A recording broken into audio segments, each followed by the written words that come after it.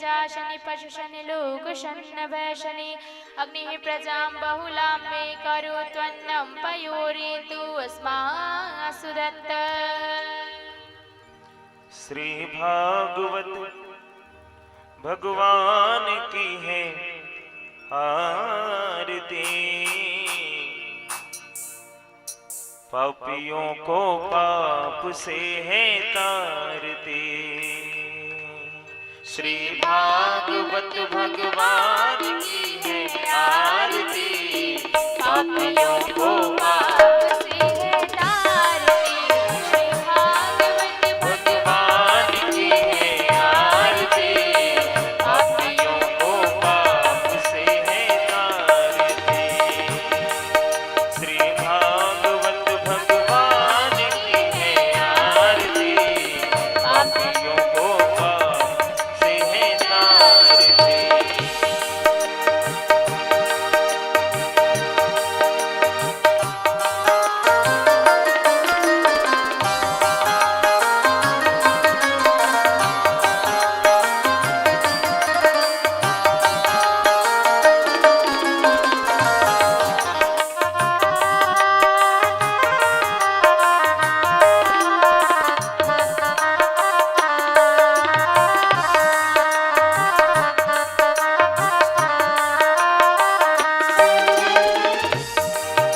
ये अमर ग्रंथ ये मुक्ति पंथ ये पंचम वेद निराला, नव ज्योति जगाने वाला। ये अमर ग्रंथ ये मुक्ति पंथ ये पंचम वेद निराला, नव ज्योति जगाने वाला। ये अमर ग्रंथ ये मुक्ति पंथ ये पंचम वेद निराला, नव ज्योति जगाने वाला। नव ज्योति जगाने वाला। हरि नाम यही हरि धाम यही, हरि नाम यही हरि नाम यही, जप की मंगल की आरती पापियों को पाप से है तारती। श्री भागवत भगवान की है आरती, पापियों को पाप से है तारती।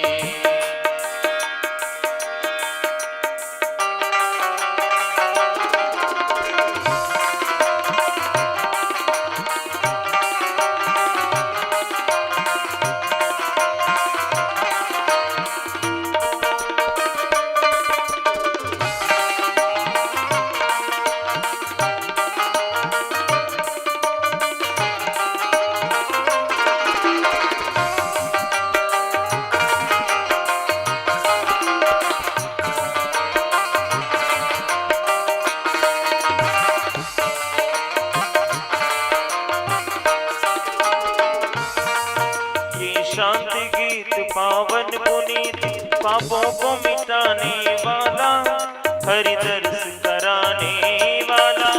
ये शांति गीत पावन पुनीत, पापों को मिटाने वाला, हरि दर्श कराने वाला। ये शांति गीत पावन पुनीत, पापों को मिटाने वाला, हरि दर्श कराने वाला।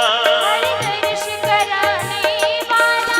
ये सुख करने दुख हरने, ये सुख करने दुख हरने, ये मधुसूदन की आरती, पापियों को पाप से है तारती। श्री भागवत भगवान की है आरती, पापियों को पाप से है तारती।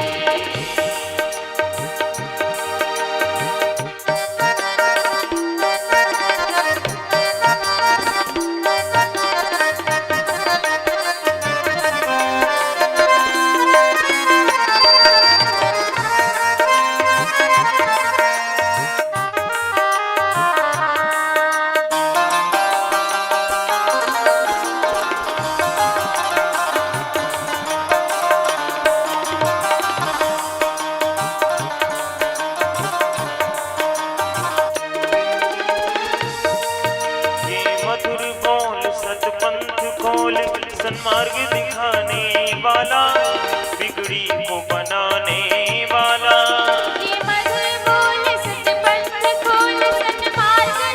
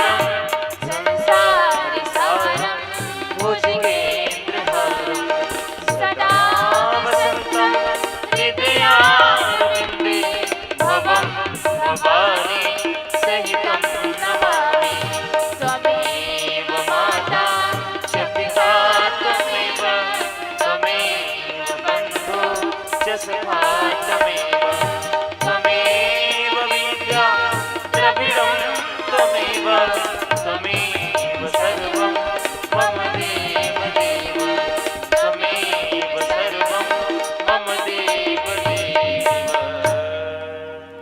जले शीतलीकर्णं पुष्पै देवाभिवन्दनम् आरोग्यार्थे आत्माभिवन्दनम् मन्त्रपुष्पाञ्जलिः।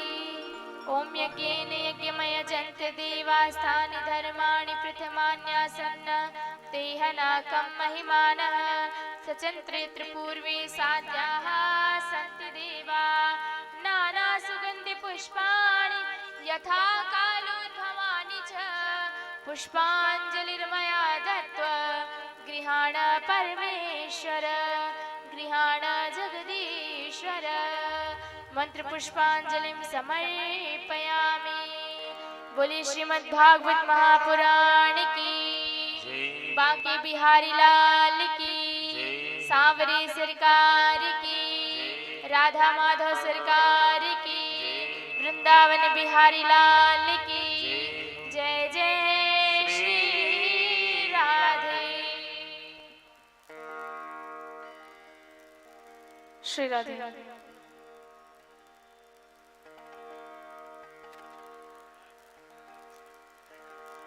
श्री राधे।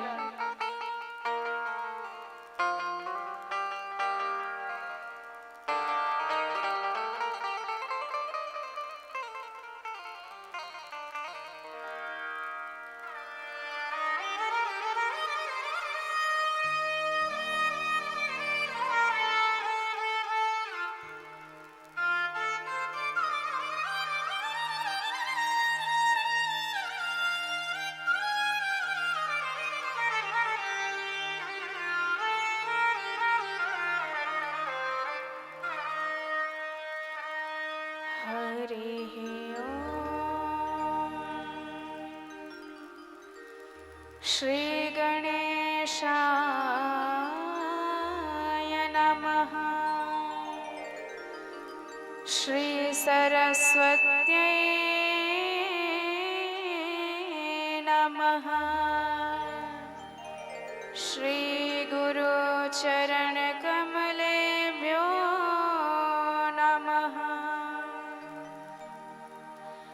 नमः परमहंसास्वादिते चरणकमल चिन्मकरान्दाय भक्तजनमानस निवासाय श्रीरामचन्द्राय ध्येयं सदा परिभवान्नमभीष्टदोहम् तीर्थास्पदं शिवविरञ्चिनुतं शरणम्।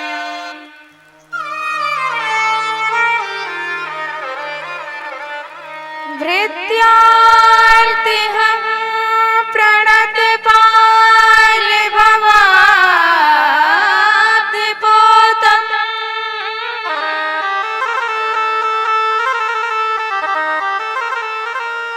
वन्दे महापुरुष ते चरणारविन्दम्।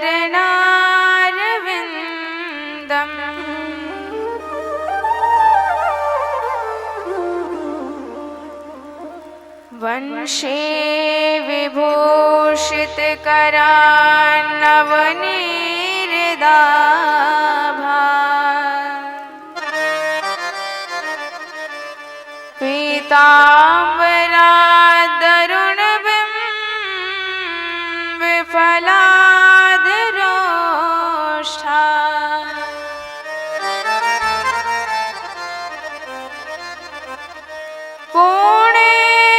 सुंदर मुखादरविंद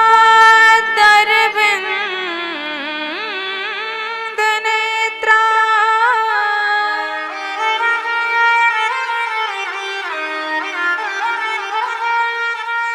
कृष्णात् परं किमपि तत्त्वमहं न जाने।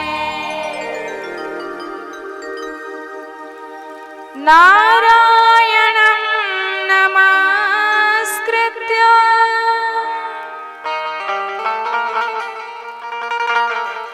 नरं चैव नरोत्तमम् देवीं सरस्वतीं व्यासं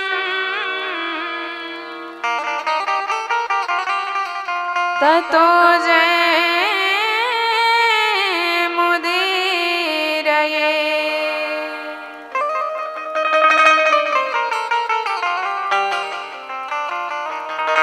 सीतानाथ समारंभा श्रीरामानन्दार्य मध्यमा अस्मदाचार्य पर्यन्ता वन्दे गुरु परम्परा। गौराङ्गं रसमयं नित्यम्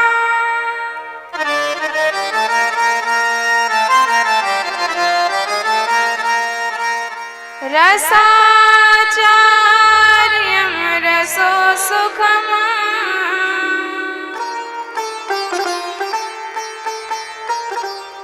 श्रीमद् रामहर्षण देवाख्यम्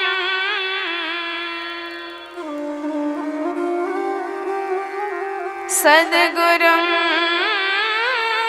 प्रणमाम्यहम्।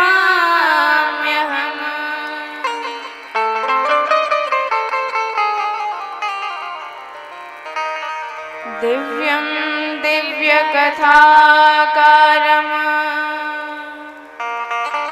दिव्यतेजसमन्वितम् श्रीश्याम सुन्दर देवाख्यम् सद्गुरुं प्रणमाम्यहम्।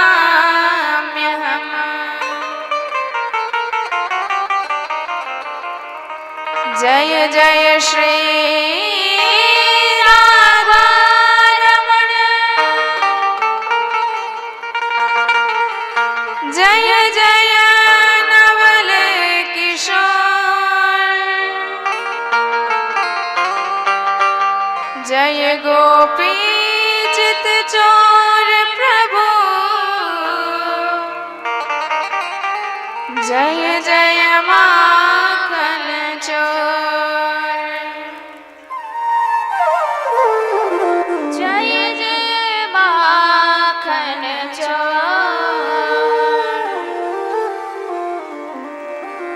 बोले वृंदावन बिहारी लाल की जय हो।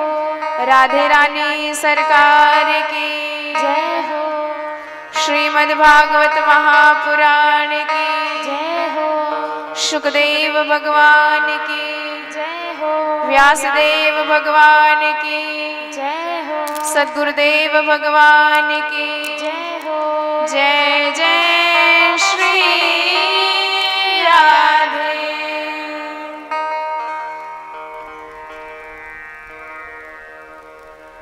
आइए सर्वप्रथम अपने मन और वाणी को पवित्र करने हेतु भगवान श्री श्याम सुंदर के चरणार बिंदों में मन को समर्पित करते हैं। सभी लोग प्रेम से ताली की सेवा करते हुए साथ में गाएंगे।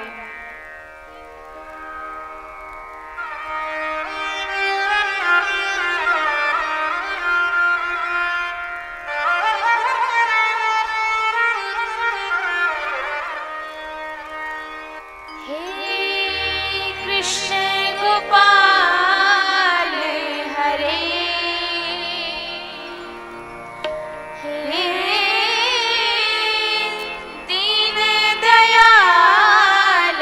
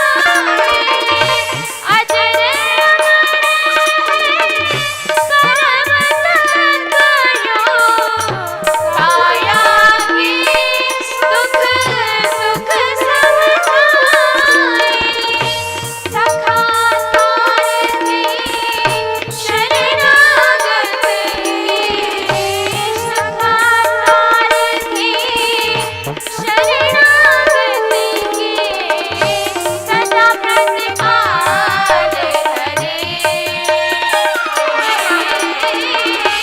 दीन दयाल हरे।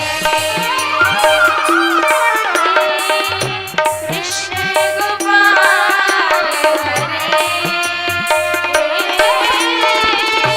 दीन दयाल हरे।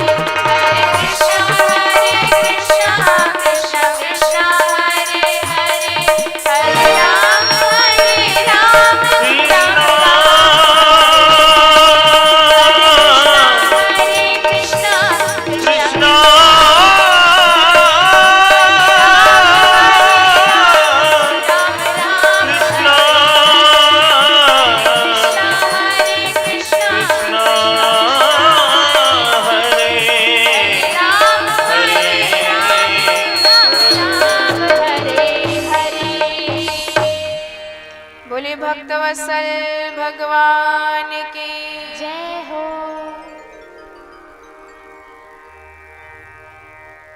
भगवान भीष्मक सुता रुक्मणी रुचिरानना राक्षसेन विधानेन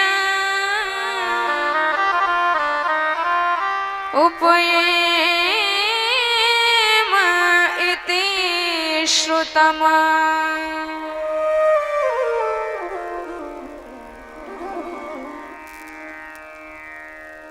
अनंत कोटि ब्रह्मांड नायक परब्रह्म परमात्मा अखंड अनंत अद्वैत अचिंत्य भक्त वांछा कल्पतरु माधुर्य निखिल रसात्मक सार सर्वस्व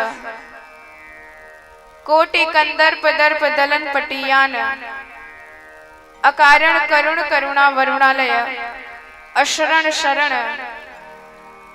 दीन बंधु भगवान श्याम के चरणार बिंदों में बारंबार प्रणति निवेदित करते हैं। कथा में अवगाहन कर रहे समस्त भगवत कथा रसिक श्रोताओं को, श्रद्धामयी माताओं को बारंबार सप्रेम जय जय श्री राधे। आज के विश्राम दिवस की कथा में हम सब प्रवेश करते हैं। कहा जाता है कि आपने यदि सप्ताह कथा श्रवण नहीं कर पाए आप, परंतु यदि विश्राम दिवस की कथा श्रवण कर लेते हैं जिसमें ज्ञान स्कंद एकादश स्कंद का वर्णन किया जाता है, तो समस्त कथा श्रवण करने का फल प्राप्त होता है, जीवन मुक्ति का आनंद मिल जाता है। तो आपने कल श्रवण किया कि भगवान ने अपनी लक्ष्मी स्वरूपा रुक्मिणी जी का हरण किया और उनसे राक्षस विधि से विवाह किया। तो लक्ष्मी तो केवल नारायण की है, अब वो चाहे चल संपदा हो अचल संपदा हो, सबके मालिक एकमात्र नारायण प्रभु हैं। और जो अपने आप को लक्ष्मी पति मानने लगता है तो फिर भगवान लक्ष्मी का ऐसे ही हरण करके ले जाते हैं। आप चाहो तो लक्ष्मी के पुत्र बन सकते हो, लक्ष्मी को माता मान सकते हो, लक्ष्मी को बिटिया मान सकते हो, पर यदि ये कहो कि हम लक्ष्मीपति हो जाएं तो यह कभी भी संभव नहीं है। भगवान हरण करके ले जाएंगे। अब जब हरण करके ले गए और सैनिक पहुंचे शिशुपाल के पास, महाराज आपकी होने वाली देवी जी भाग गई। अब तो शिशुपाल इतना क्रोधित हो गया, इतना निराश हो गया, हताश हो गया, उसने कहा कि अब हम लौट के घर जाएंगे ही नहीं। दुल्हन लेने आए थे, पता चला बिना लिए गए तो भाभियां पूरे जीवन उलाहना देंगी, अब तो आत्महत्या कर लेंगे। पर इस पर जरासंध ने उसको समझाया कि अरे तू कैसा वीर है, एक बार हार गया तो मरने तक की बात सोचने लगा। अरे मैंने उस कृष्ण कन्हैया को 18वें युद्ध में हराया और 17 बार मैं लगातार उससे हारा, पर मैंने तो कभी मरने का ऐसा मन नहीं बनाया। शौर्य सप्तदशा हम वही संयुतानि पराजितः। तू कैसा वीर है। अब जब थोड़ा सा धैर्य बढ़ाया तो शिशुपाल ने सोचा कि जब हमसे बड़े बड़े बेशरम पड़े हैं तो हम क्यों मरे। बेचारा वैसे ही रोता बिलखता दुल्हन के डोले में बैठकर खुद चला गया। और भगवान की लक्ष्मी स्वरूपा रुक्मिणी जी से प्रथम संतान साक्षात कामदेव ही प्रद्युम्न के रूप में हुए। कामस्तु वासुदेवांशो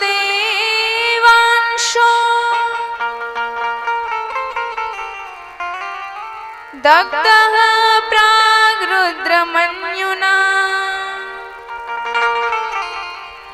देहोपपत्तये भूया तमेव प्रत्यपद्यत।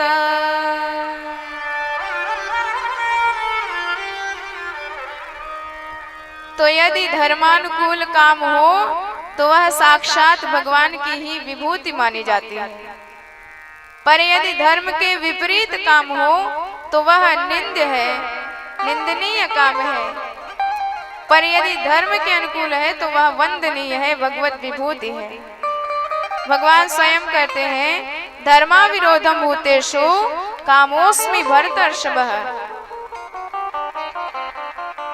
तो हमारा समस्त भाव ही भगवान के प्रति समर्पित होना चाहिए, चाहे वह क्रोध हो, चाहे मोह हो, चाहे हमारा लगाव हो, प्रेम हो, भक्ति भाव हो।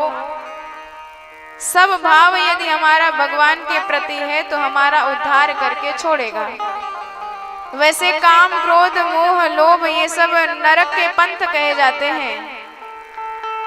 काम, क्रोध, मद, लोभ सब नाथ नरक के पंथ।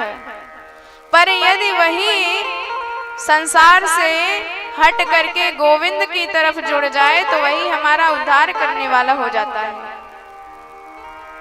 उदाहरण के लिए आप समझे, गोपियों ने भगवान को काम से भजा, कंस ने भी कम नहीं याद किया सरकार को। जब उसे पता चला कि हमारा काल काला काला मुरली वाला है तो हर काली वस्तु में उसे भगवान की ही छवि दिखाई देने लगी।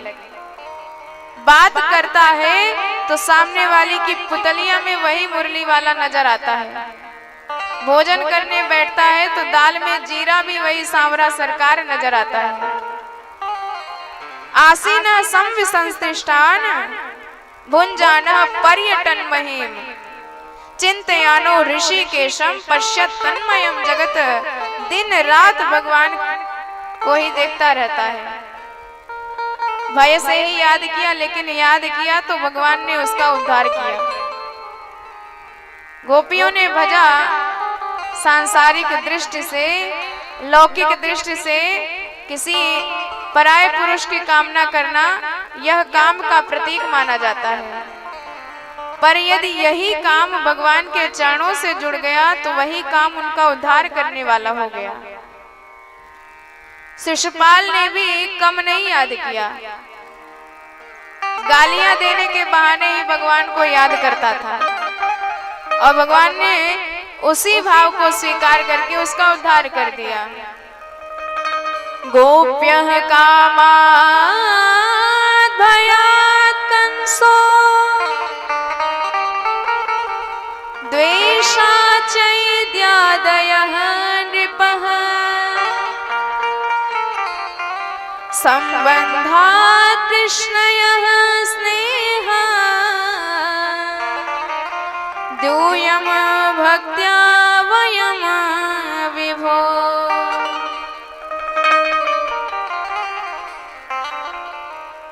तो भाई हर चीज का उपयोग है, पर हमें उसका उपयोग करने ढंग से आना चाहिए।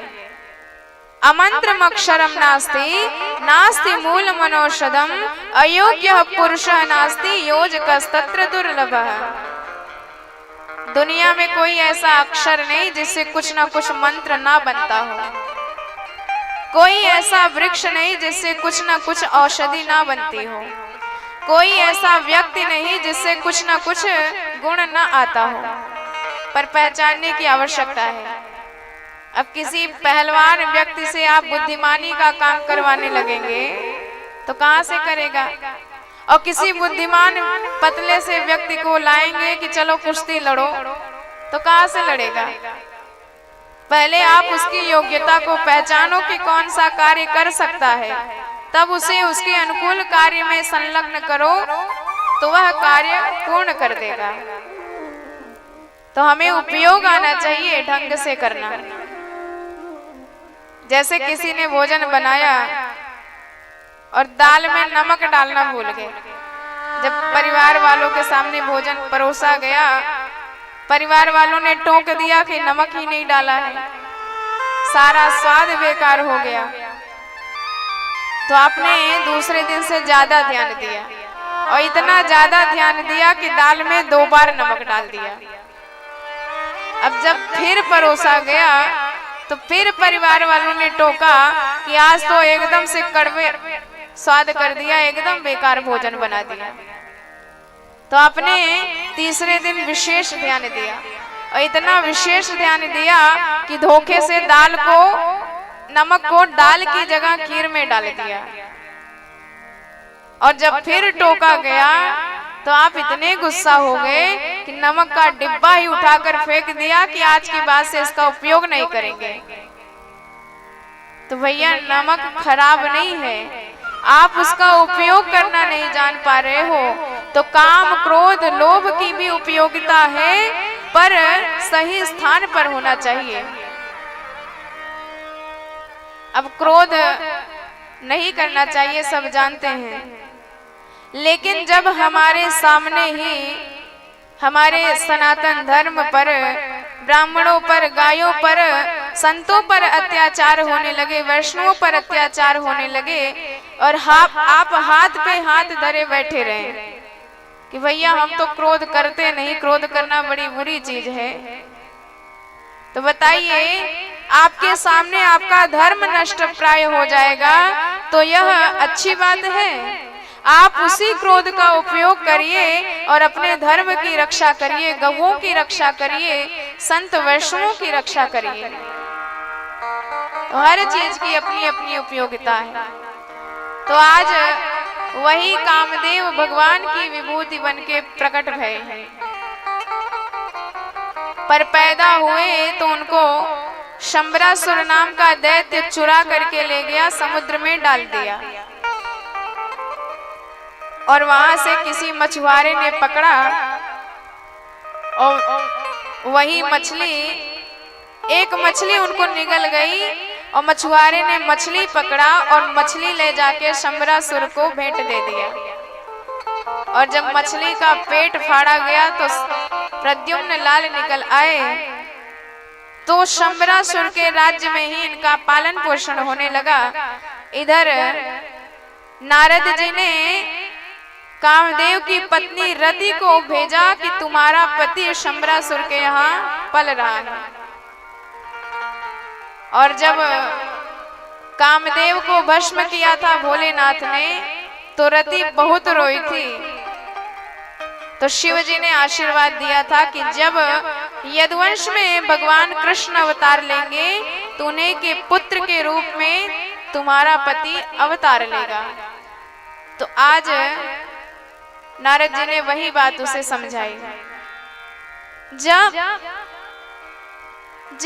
यदुवंश कृष्ण अवतारा, जब यदुवंश कृष्ण अवतारा, जब यदुवंश कृष्ण अवतारा, हुई हरण महामहिमारा, हुई हरण महामहिमारा।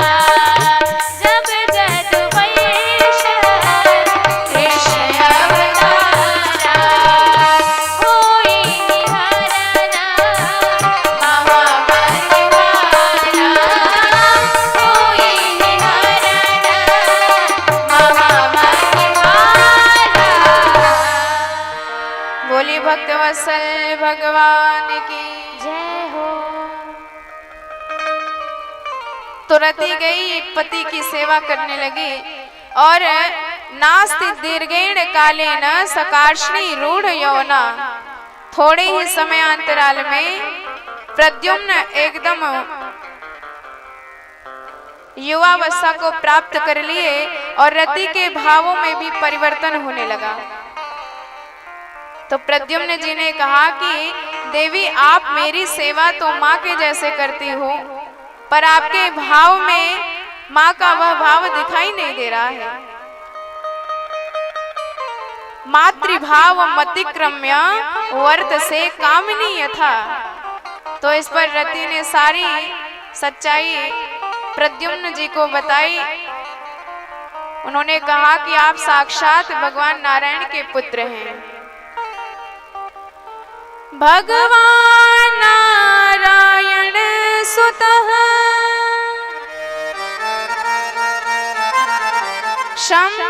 शंभरेणारतो गृहा अहं तेऽधिकृता पत्नी रतिः कामो भवान् प्रभो।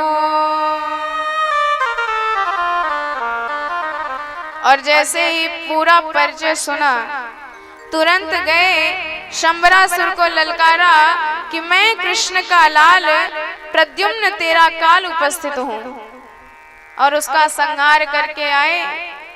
रुक्मिणी मैया बड़ी गदगद हुई कि बेटा पैदा हुआ तो गायब हो गया, और जब मिला तो बहू रानी के साथ मिला। तो परीक्षित जी ने प्रश्न किया कि महाराज, हमने तो भगवान के अनेकानेक विवाह की चर्चा सुनी है। तो सुखदेव जी ने कहा कि सब विवाह हम तुझे सुनाते हैं। तो एक बार सत्राजित नाम का राजा द्वारिकापुरी में निवास करता था। सत्राजित भोजवंशियों द्वारवत्या सुखे वसन सूर्यास्याराधने युक्ता भक्तश परमं सखा। सूर्य जी का परम भक्त था, और एक दिन सूर्य भगवान ने उसे स्यमंतक मणि प्रदान करी, और वह मणि नित्य 8 भार सोना अर्थात 2 क्विंटल सोना नित्य पैदा करती थी। और एक दिन मणि बांध करके द्वारिकापुरी में भगवान कृष्ण के सभा में आया।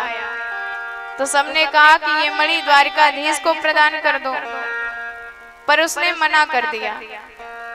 और एक दिन वही मणि उसका छोटा भाई प्रसेन अपने गले में बांध करके शिकार करने गया। अथ सत्राजितो भ्राता प्रसेनो नाम करहिचित कंठे बद्ध्वा मणिं तस्य सैन्धवं हयमारुह्य।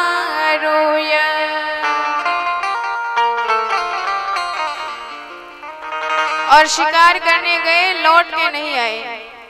अब सत्राजित को भ्रम हो गया कि हो न हो इस कृष्ण कन्हैया ने ही मणि के लालच में मेरे भाई का वध करवाया है।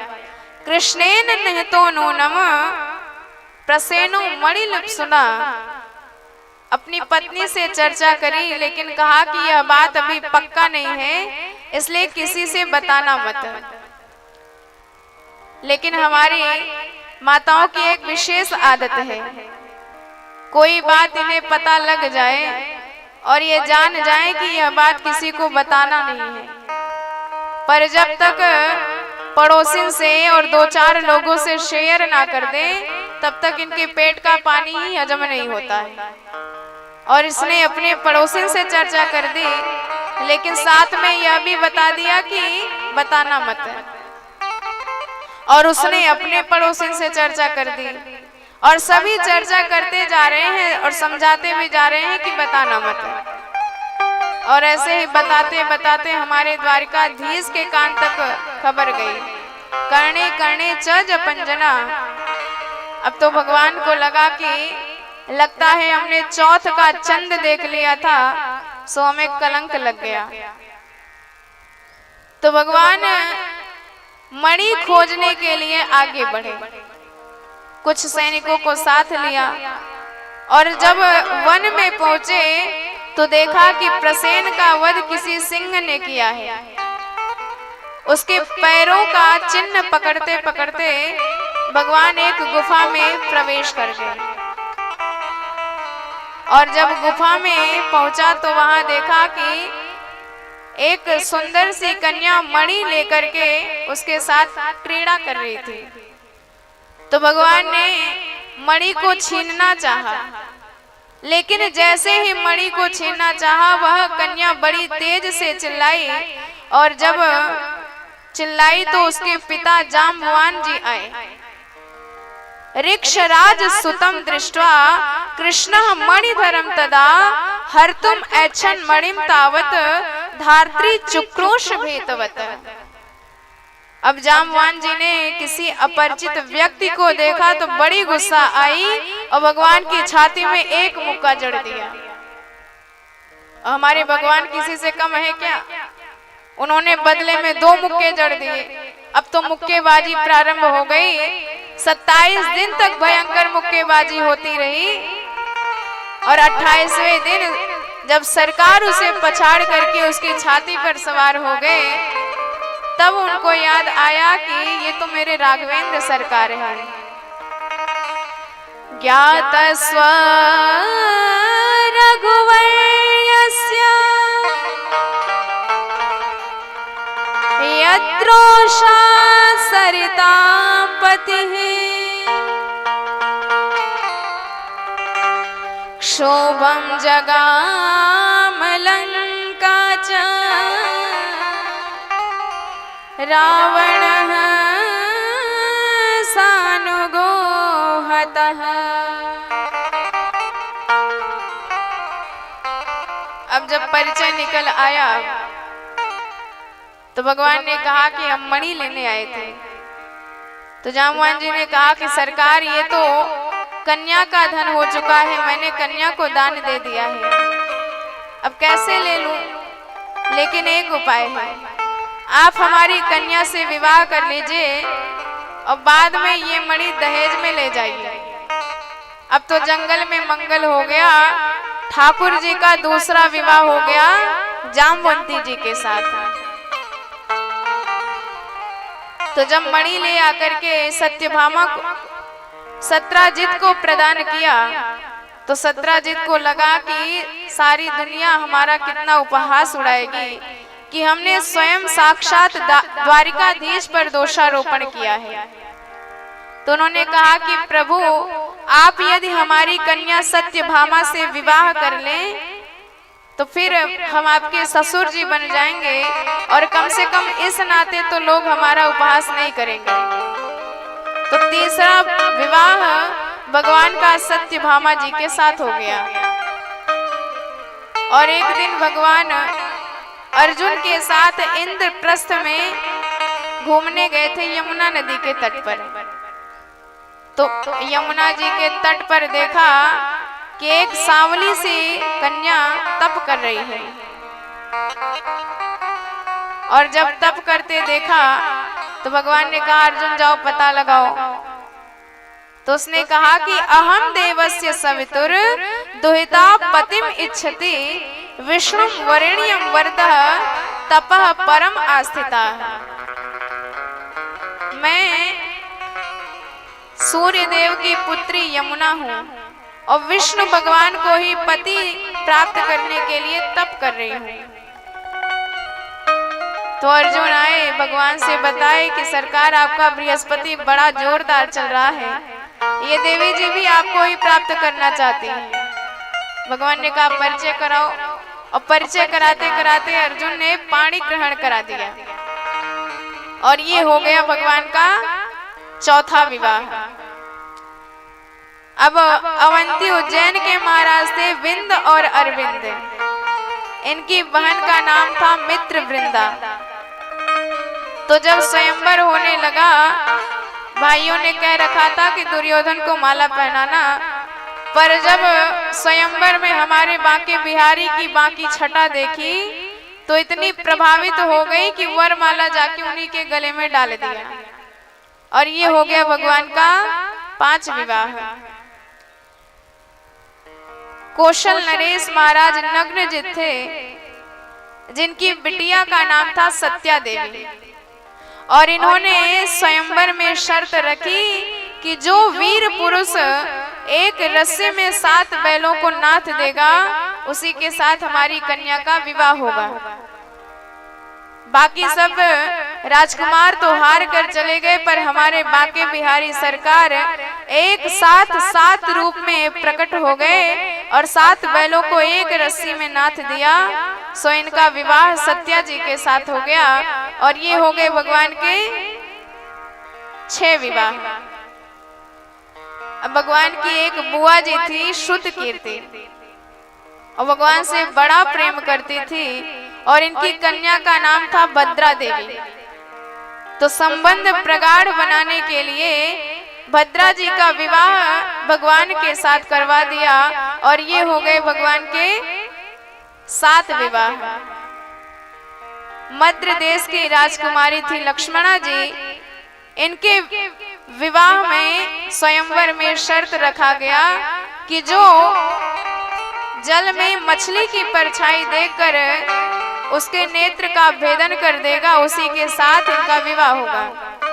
तो भगवान ने शर्त पूरी करी और लक्ष्मणा जी के साथ भगवान का 8वां विवाह हो गया और बाकी 16,100 विवाह भगवान के एक मुहूर्त में एक साथ हुए।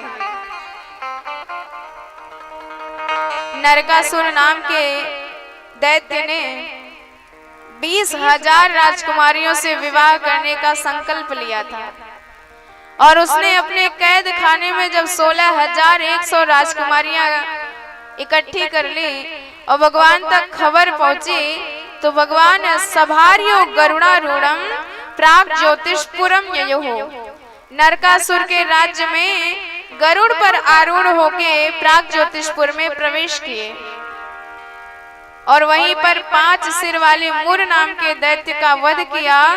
तो भगवान का नाम पड़ गया मुरारी। बोल मुरारी भगवान की जय हो। जब राजकुमारियों को कैद से मुक्त कराया, नरकासुर का वध कर दिया, तो सारी राजकुमारियां कहने लगी कि प्रभु ये बताओ, आपने हमें कैद से तो छुड़ा दिया है, लेकिन अब हम जाएंगे कहाँ?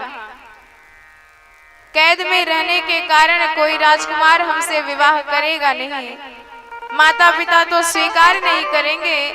अब तो एक ही उपाय है कि प्राणों का त्याग कर दें। पर भगवान ने कहा कि जिसका कोई नहीं उसका यह द्वारिकाधीश है, तो यदि आप सबकी इच्छा हो तो आप सब हमारी पत्नियां बन सकती हो। अब कहने भर की देर थी कि सारी राजकुमारियां सरकार के चरणों में निवेदित हो गई और भगवान के पूरे विवाह कितने हो गए? 16,108। ये द्वारिकाधीश के ठाठ। और भगवान अपनी पत्नियों के बीच में बड़े आनंद से रहते हैं। अच्छा, कई संत भगवान की पत्नियां कौन हैं इसका बड़ा सुंदर अर्थ भी करते हैं। वेद में 1 लाख श्लोक बताए गए हैं। श्लोकों की संख्या 1 लाख है और इसके 3 कांड होते हैं, ज्ञान कांड, कर्म कांड और उपासना कांड। तो सबसे ज्यादा श्लोक कर्म कांड में होते हैं 80,000 श्लोक और ज्ञान कांड में 4,000 श्लोक होते हैं और उपासना कांड में 16,000 श्लोक होते हैं। तो भगवान को ज्ञान और कर्म से तो कुछ लेना देना नहीं है। आप में चाहे जितना ज्ञान हो पर आप भगवान को प्रभावित नहीं कर सकते। चाहे जितना कर्म कर लीजिए पर उससे भगवान प्रभावित नहीं होने वाले। पर यदि आपके अंदर उपासना का भाव है, प्रेम का भाव है, भक्ति का भाव है, तो फिर भगवान परम संतुष्ट हो जाते हैं।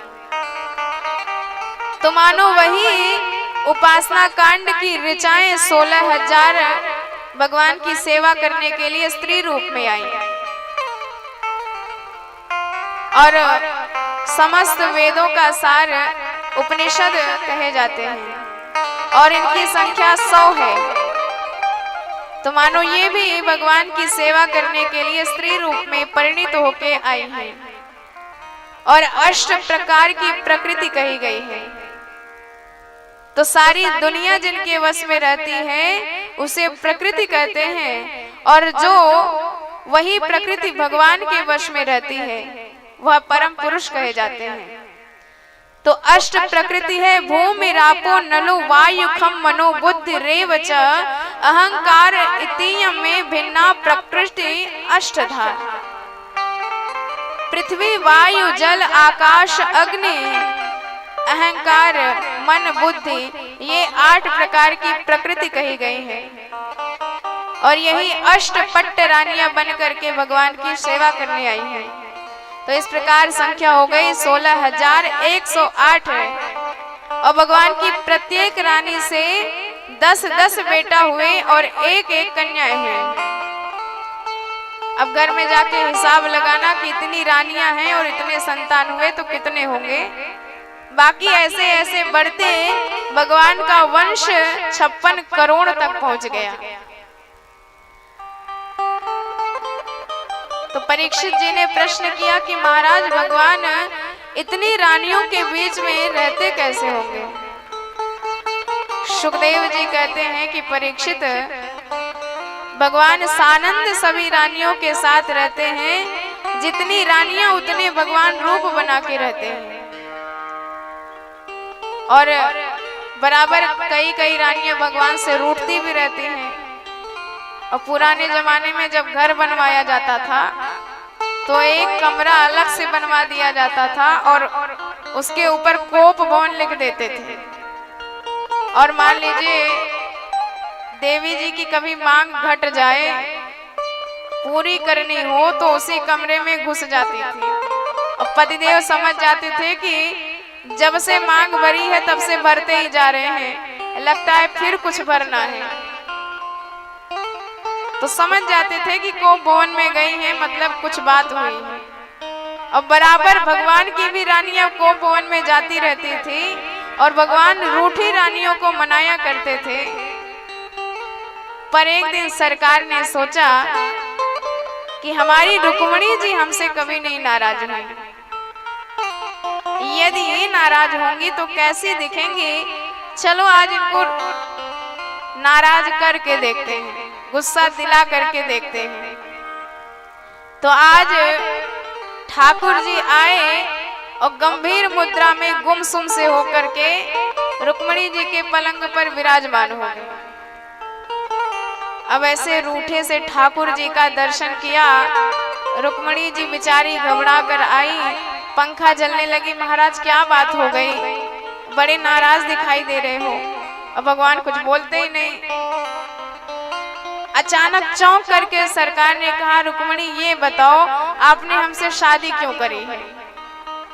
राजपुत्री सीता भूपर लोकपाल विभूति महानुभाव श्रीमद्भूर रूपे दार्य बलौर्जित है। भगवान कहते हैं कि रुक्मिणी तुमने हमसे विवाह क्यों किया। तो बताइए आज ये प्रश्न कर रहे हैं और पता चला आजकल की देवी जी से प्रश्न किया होता तो फिर बुद्धि ठिकाने लगा देती कि ये बात तब नहीं समझ में आई जब विवाह हो रहा था, आज ही समझ में आई जब 10-10 पुत्रों के पिताजी बन गए। पर रुक्मिणी जी बेचारी कुछ नहीं बोली। अब सरकार तिरछी नजर से देख लेते हैं कि कहीं गुस्सा आ रहा है कि नहीं, और जब गुस्सा नहीं देखते हैं तो और छेड़ने लग जाते हैं।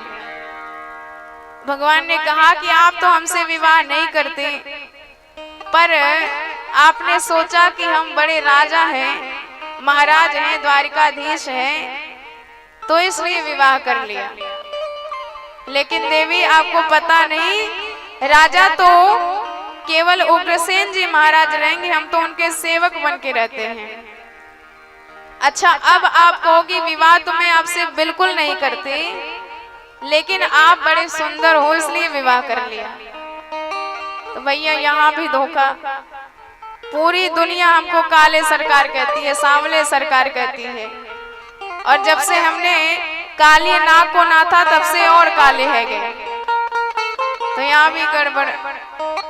अच्छा, आप ये कहोगे कि आपसे विवाह तो मैं बिल्कुल नहीं करती, लेकिन आप बड़े बलवान हो इसलिए आपसे विवाह कर लिया। तो यहाँ भी धोखा। आप जानती हो कि यदि शत्रु भारी पड़ जाए तो हम अपना घर बार छोड़ करके भाग लेते हैं। पूरी दुनिया हमें भगौड़ा कहती है, रणछोड़ कहती है। राजव्यः विप्यतः शुभ्रः समुद्रः शरणं गता बलवद्भिः कृतद्वेषा प्रायस्त्यक्ता नृपासनमा।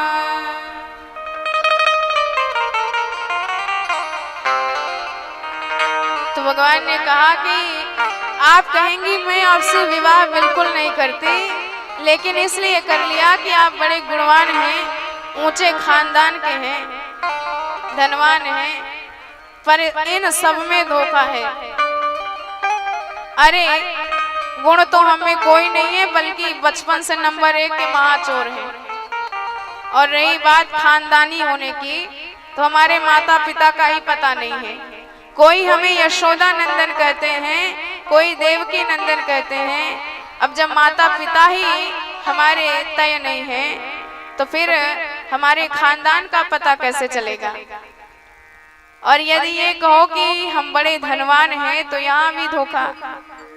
हमारा भजन केवल वही करते हैं जिनके पास खाने के लिए अन्न नहीं, दाना नहीं, जिनके पास पहनने को वस्त्र नहीं, रहने को घर नहीं, ऐसे भिखमंगे हमारा भजन करते हैं। तो बताओ आपने हमसे विवाह क्यों किया। अब इतने में तो रुक्मणी जी बेचारी घबरा गई कि न जाने कौन सी गलती हो गई जो ऐसी ऐसी आज बातें कर रहे हैं। अंतिम में भगवान ने कहा कि रुक्मणी जी, हम तो कहते हैं अब भी कुछ नहीं बिगड़ा। यदि आप जरा सी इच्छा प्रकट कर दो तो आज ही जाके शिशुपाल से बातचीत कर आते हैं, शाम तक बारात पहुंच जाएगी। अब जब ये बात कही, रुक्मणी जी घबरा कर ऐसे बेहोश होने लगी, गिरने लगी, तो भगवान तुरंत अपने चतुर्भुज रूप में प्रकट हो गए। 2 हाथों से गिरती हुई रुक्मणी जी को थाम लिया, एक हाथ से जल छिड़कने लगे और एक हाथ से पीतांबर से हवा करने लगे। और जैसे ही रुक्मणी जी को होश आया तो भगवान ताली बजा के हंसने लगे कि हमने तो मजाक में ये सब बातें कही थी, पर आप उन्हीं बातों में इतना ज्यादा अपने मन को आप इतना ज्यादा घबरा गई कि बेहोश होने लगी। अयम ही परमो लाभो गृहेषु गृह में दिनाम यन्नर्मय नीयते याम प्रिया भीरु भाविनी। इस गृहस्थ जीवन में झंझटों के अलावा कुछ नहीं है। जब पूरे दिन काम से व्यथित होकर के, कार्य इत्यादि से थक हार करके व्यक्ति घर आता है और अपनी प्रियतमा से 2-4 बातें कर लेता है तो सारी थकान उसकी दूर हो जाती है। और हंसी परिहास करना ये तो गृहस्थ धर्म की शोभा है। मामा वैदर्भ सोये थाम जाने त्वाम मत परायण है। रुक्मणी जी सावधान हुई और भगवान को ऐसा गजब का उत्तर दिया कि भगवान भी देखते रह गए।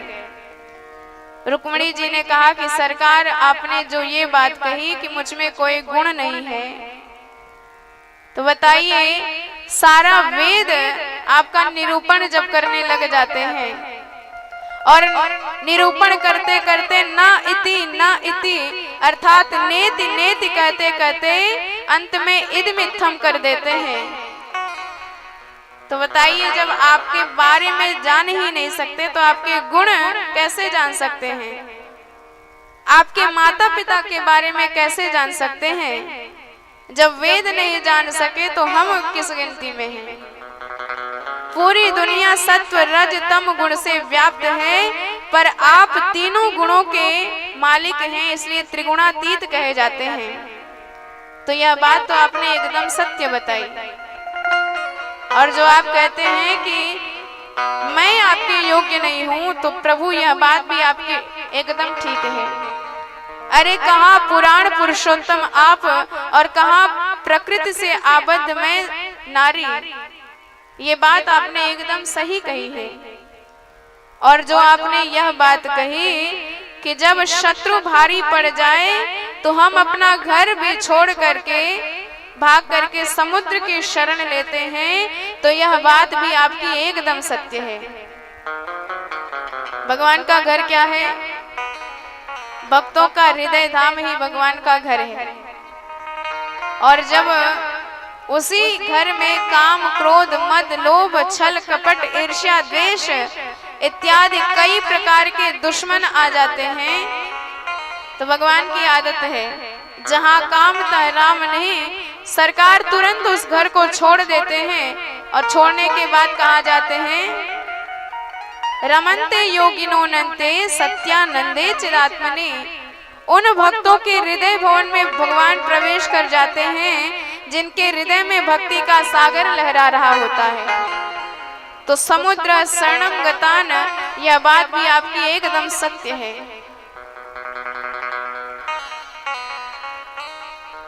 तो ये बात भगवान की एकदम सत्य है कि जब शत्रु भारी पड़ जाए तो हृदय भवन छोड़ करके भाग जाते हैं सरकार। तो उन्हीं भगवान को हम सब पुनः आइए बुलाने का प्रयास करते हैं। इस भवन को गोकुल नगरी कहा जाता है। गोकुल अर्थात जो इंद्रियों का मालिक होता है, अर्थात मन। तो हमारा मन पहले इसे खाली करना पड़ेगा, क्योंकि खाली भवन में ही सरकार का प्रवेश हो सकता है। तो पहले आइए इस गोकुल नगरिया को सोनी करते हैं, और सोनी करने के पश्चात बड़े प्रेम से बड़े भाव से सरकार का आह्वान करते हैं कि प्रभु आपके योग्य यह भवन अब तैयार है, अब आकर के इस भवन में आप निवास करिए। तो आइए बड़े भाव से सरकार को बुलाते हैं। बोल भक्तवत्सल भगवान की जय हो। सुनी है गोकुल नगरिया, सुनी है गोकुल नगरिया, आजा आजा समरिया। सुनी है गोकुल नगरिया, आजा आजा समरिया। सुनी है गोकुल नगरिया, आजा आजा समरिया। आजा आजा समरिया, आजा आजा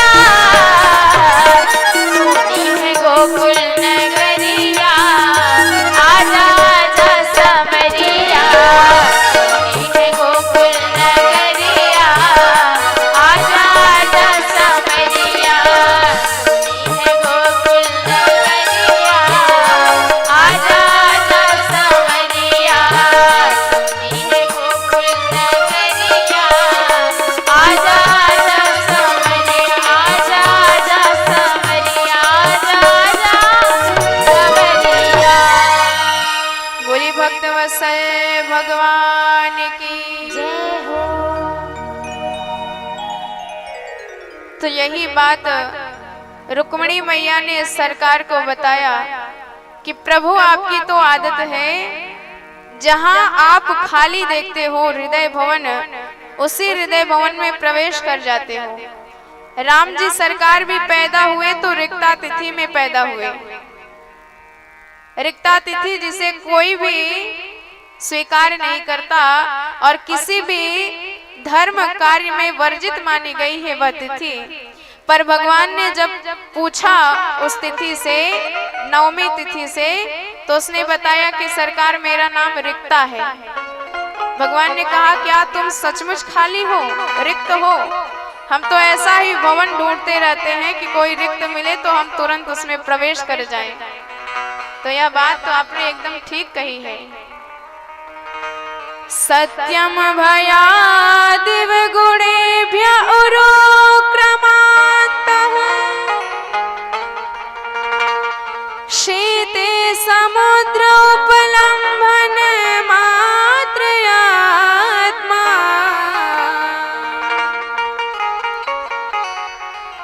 नित्यं कदिन्द्रिय गुणैः कृत विग्रह स्वम त्वत्सेवक नृपपदं विदुतं तमोन्धम।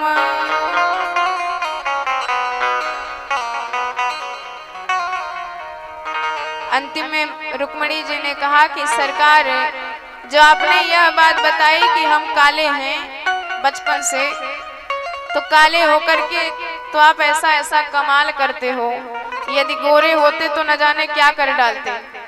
और शुक्र है कि आप पुरुष हैं, कहीं यदि आप स्त्री बन जाते, यदि नंदलाल तुम होते लली तो गले कट जाते हजारन के।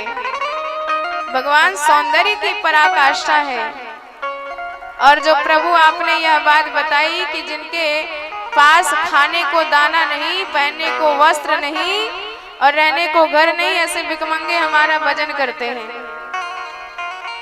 प्रभु आपके नाम में ही ऐसा रस है, ध्यान में ही ऐसा रस भरा है कि एक बार यदि बड़े से बड़े महाराज भी आपके नाम के रसिक बन गए तो फिर सारी दुनिया दुस्त्यजस तत्कथार्थम तिनके की तरह तुच्छ जानकर छोड़ देते हैं। मीरा माता इतने बड़े साम्राज्य की महारानी, पर जब भगवान के प्रेम का चस्का लगा, भगवान के नाम के रस की दीवानी हो गई, तो सारी महल, सारी अटारी अपने आप छूट गई, सारी दुनियादारी अपने आप छूट गई, छोड़ने की आवश्यकता नहीं। निजानंद मस्ती में मैं घूमता हूँ, कहाँ कौन कैसा न मैं पूछता हूँ। खिले हैं जमाने में गुल रंग बिरंगे, मिसाले भ्रमर होके मैं गूंजता हूँ। मिली है जिनसे ये बेहद निगाहें, पकड़ उनके कदमों को मैं चूमता हूँ। वो जिसका जमाने में थे कर्म जितने, उन्हें ज्ञान होली में मैं फूंकता हूँ। न जीने की इच्छा न मरने की चिंता, जहां से निडर होके मैं घूमता हूँ। हुआ मुक्त सबसे बड़ी खुश नसीबी, फकीरी खजाने को मैं लूटता हूँ। उनका मन तो खजाने में लगा हुआ है और वह है आपके नाम का खजाना, आपकी स्मृतियों का खजाना। भक्तों के लिए तो आपका नाम ही सबसे बड़ा अनमोल रत्न है, इससे बड़ा और क्या चाहिए उनके लिए। सारा भाव ही बदल करके रख दिया रुक्मिणी मैया ने। सरकार तो एकदम स्तब्ध रह गए, कहने लगे रुक्मिणी यदि आज आपसे परिहास ना करते तो फिर आपके अंदर इतना ज्ञान भरा है हम जान ही ना पाते। भगवान के जैसे विवाह हुए ऐसे ही भगवान के पोतों के, भगवान के पुत्रों के भी विवाह हुए। अनिरुद्ध जी का 2 विवाह हुआ और 2 विवाहों में बहुत भयंकर लड़ाई हुई। एक विवाह तो बाणासुर की पुत्री उषा के साथ हुआ उषा जी ने जब स्वप्न में अनिरुद्ध जी का दर्शन कर लिया तो मन में दृढ़ निश्चय कर लिया कि मैं इन्हीं के साथ विवाह करूंगी। तो इनकी सखी थी चित्रलेखा, गजब की चित्रकार थी। चित्र बनाते बनाते अंतिम में जब अनिरुद्ध जी का चित्र बनाया, पहचान गई तो बड़ी मायाविनी थी। द्वारिकापुरी से पलंग सहित सोते हुए अनिरुद्ध जी को ला करके उषा जी के कमरे में विराजमान कर दिया। अब जब नेत्र खुले, दर्शन हुए, सारी बात समझाई और गांधर्व रीत से विवाह कर लिया। और एक दिन इनको किसी बात पर हंसी आ गई और सैनिकों ने पुरुष का शब्द सुन लिया तो जाकर के बाणासुर से शिकायत कर दी। अब तो जैसे ही कमरे में आए तो सीधे इनको पकड़ करके कैद खाने में कैद कर दिया। अब जब द्वारिकाधीश को पता लगा कि हमारे पोते अनिरुद्ध जी महाराज कैद खाने में कैद हैं, तो सीधे नारायणी सेना लेके चढ़ाई करी। और जैसे ही चढ़ाई करी तो बाणासुर घबराया, शिव जी की शरण में गया कि गुरुदेव हमारी रक्षा करिए। साक्षात भोलेनाथ भगवान द्वारिकाधीश से लड़ने के लिए आए, पर संतों ने कहा कि आप दोनों विभूति यदि टकराएंगे तो पूरे विश्व में प्रलय आ जाएगी। तो दोनों ने अपने अपने ज्वर को भेजा लड़ने के लिए। द्वारिकाधीश ने वैष्णव ज्वर को भेजा और भगवान शिव ने माहेश्वर ज्वर को भेजा। और लड़ते हुए जब वैष्णव ज्वर ने माहेश्वर ज्वर को परास्त कर दिया तो माहेश्वर ज्वर ने 4 श्लोकों में भगवान की स्तुति गाई। और इन श्लोकों का जो पाठ करता है, चाहे जितना बुखार हो, तीव्र बुखार का असर कम हो जाता है। नमामि त्वानंत शक्तिम परेशम सर्वात्मानं केवलं ज्ञाप्तिमात्रम् विश्वोत्पत्ति स्थान संरोध हेतुम् यत्तद् ब्रह्मलिंगम् प्रशान्तम्। और अंतिम में भगवान ने बाणासुर के 1000 हाथ थे, काटते काटते 4 हाथ छोड़ करके पूरा हाथ काट डाला। और तब सानंद अनिरुद्ध जी और उषा जी के साथ द्वारिकापुरी में प्रवेश किया। और एक दिन भगवान अपने बाल परिकर के साथ क्रीड़ा करने को बगीचे में गए। बच्चे खेल रहे थे, भगवान वृक्ष की छाया में आराम कर रहे थे। और बच्चे ने गलती से गेंद को कुएं में डाल दिया। और जब कुएं में झांक कर देखा तो एक बड़ा सा गिरगिट दिखाई दिया। और भगवान को दर्शन कराया। भगवान ने जैसे ही चरण से छुआ तो वह एक दिव्य पुरुष के रूप में प्रकट हो गया। और जब उससे भगवान ने पता पूछा कि कौन हो भाई, तो देखिए साक्षात द्वारिकाधीश भगवान पूछ रहे हैं। और इसके परिचय देने का ढंग देखिए। इसने कहा, महाराज दानियों में कहीं भी चर्चा चले तो सबसे पहले हमारा नाम पहले नंबर पे आता है।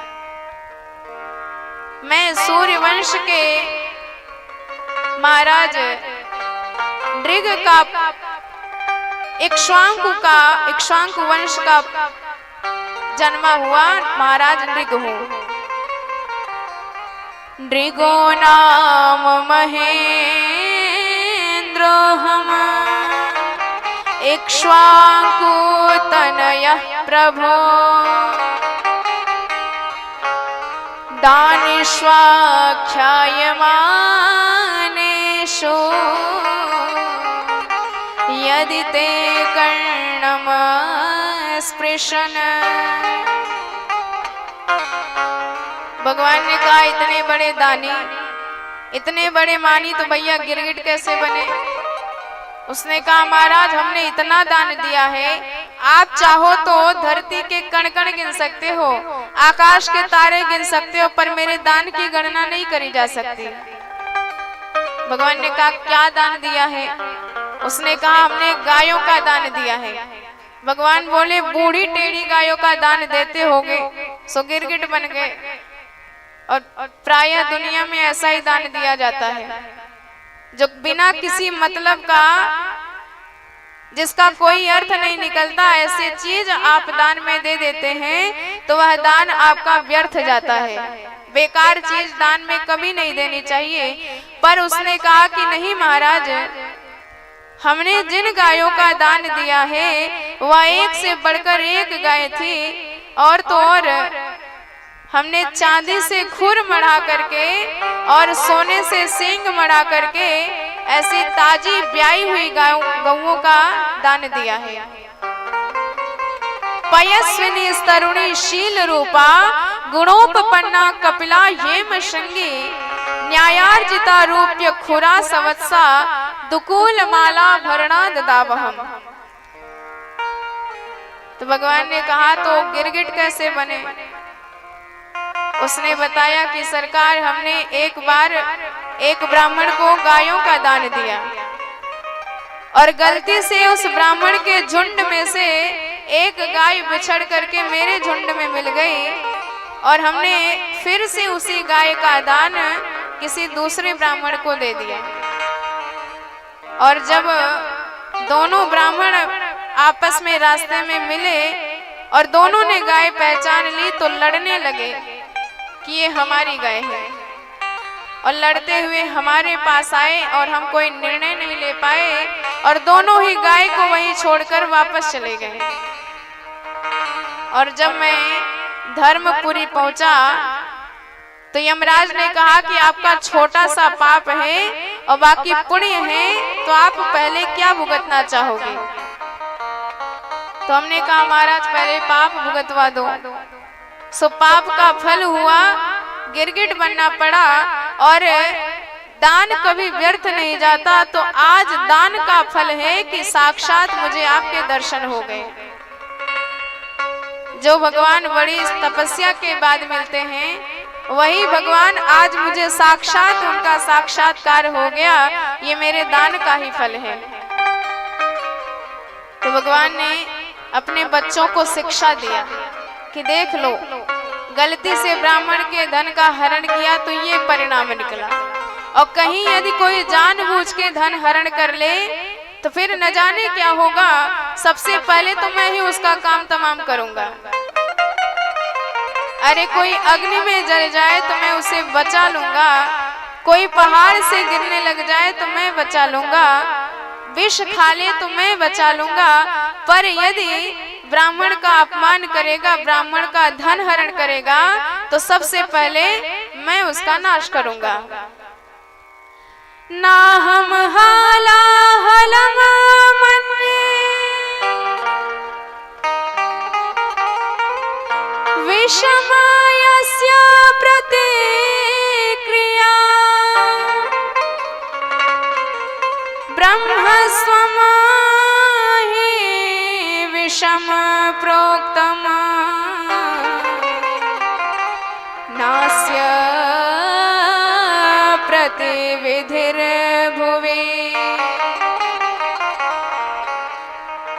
भगवान ने शिक्षा दिया, क्योंकि जानते हैं कि हमारे वंश का विनाश ब्राह्मण के श्राप से ही होगा।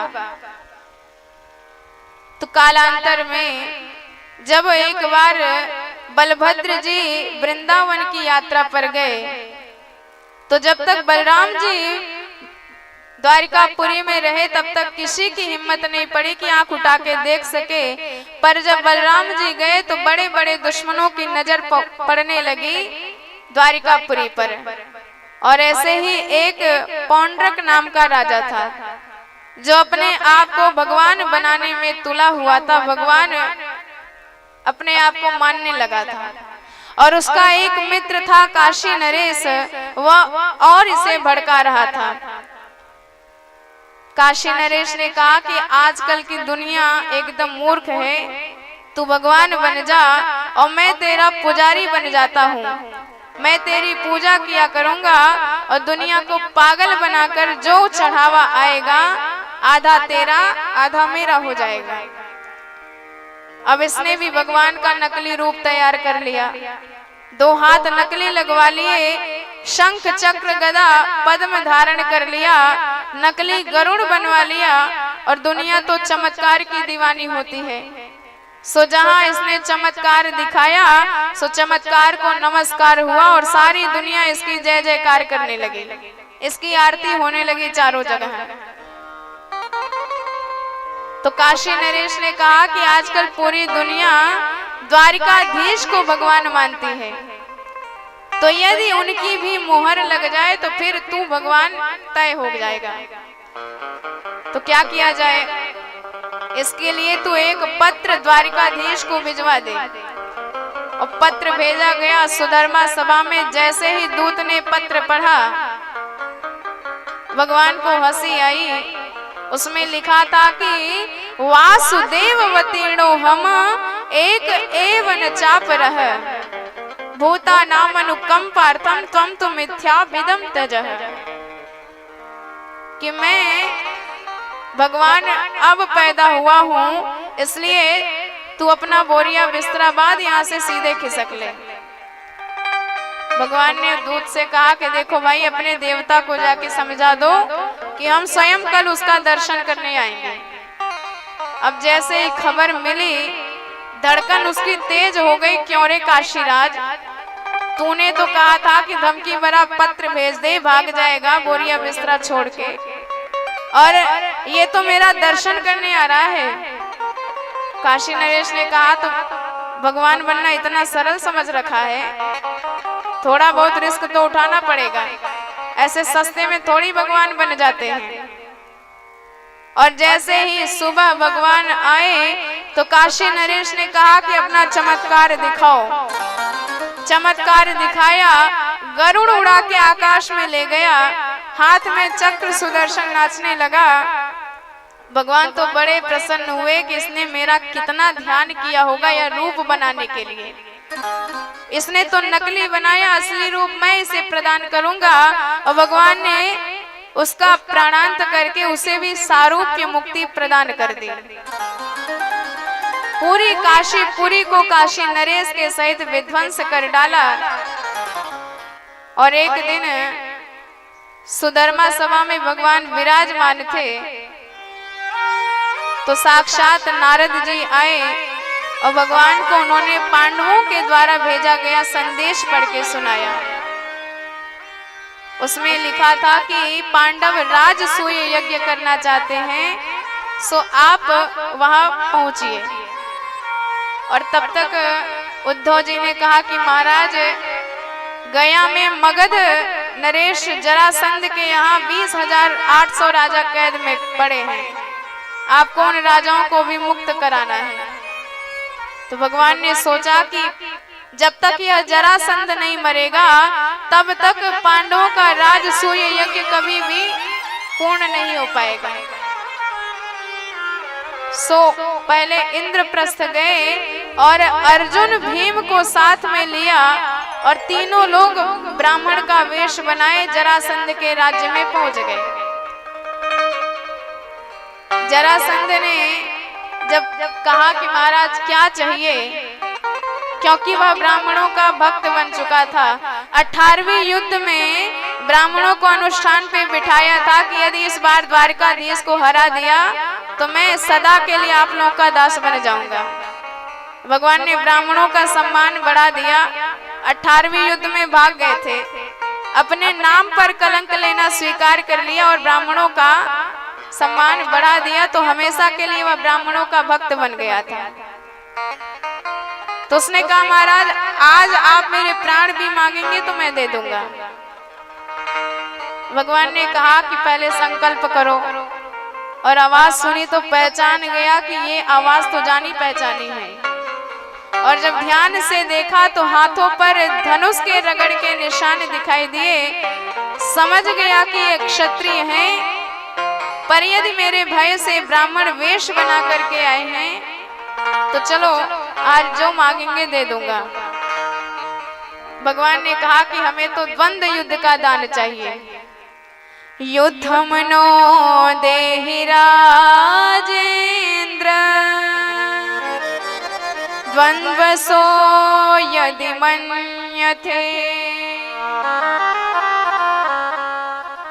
युद्धार्थिनो वयम् प्राप्ता राजन्यानान् काङ्क्षिणः राजन्यानान् काङ्क्षिणः।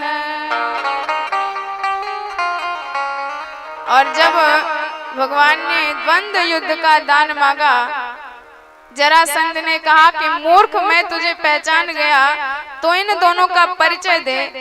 भगवान ने कहा हम आपके ममेरे भाई और ये भीम जी महाराज और ये अर्जुन हैं।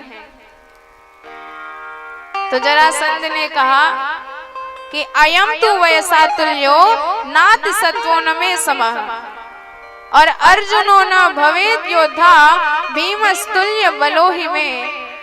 तू तो मेरा पुराना दुश्मन है, भगोड़ा है, तेरे साथ तो कभी लड़ूंगा नहीं। अब बाकी ये अर्जुन जी तो 1.5 हड्डी के दुबले पतले हैं, ये भी मेरी योग्यता के नहीं हैं, पर ये भीम मेरे जैसा बलशाली है। और जब ये बात कही तो भीम जी महाराज की आंखें तो एकदम टेढ़ी हो गई, गर्व से, अभिमान से सीना एकदम चौड़ा हो गया। कहने लगे वाह, साक्षात द्वारिकाधीश को भी फेल कर दिया। अर्जुन गांडीवधारी जिन्होंने शिव जी को भी हराया युद्ध में, वो अर्जुन भी फेल हो गए, पास हुए तो हम। और भगवान ने जब भीम जी की ये हालत देखी तो भगवान को बड़ी हंसी आई। सारी दुनिया कहती है कि मेरा आपकी कृपा से सब काम हो रहा है और ये भीम जी महाराज, इनको लग रहा है कि हम पास हुए हैं। तो दुनिया में काम किसकी कृपा से होता है? हमारे बांके बिहारी सरकार की कृपा से होता है। और यदि हम ये समझने लगे कि हमारी कृपा से काम होता है तो फिर आप नाव लेके डूब जाओगे। तो यदि नाव को तैराना है तो बांके बिहारी के हाथ में सौंपना पड़ेगा। तो आइए हम सब भगवान श्री कृष्ण के ही चरणार बिंदों में अपने मन को निवेदित करते हैं। तत्पश्चात कथा में प्रवेश करेंगे। बोली भक्तवत्सल भगवान की जय हो।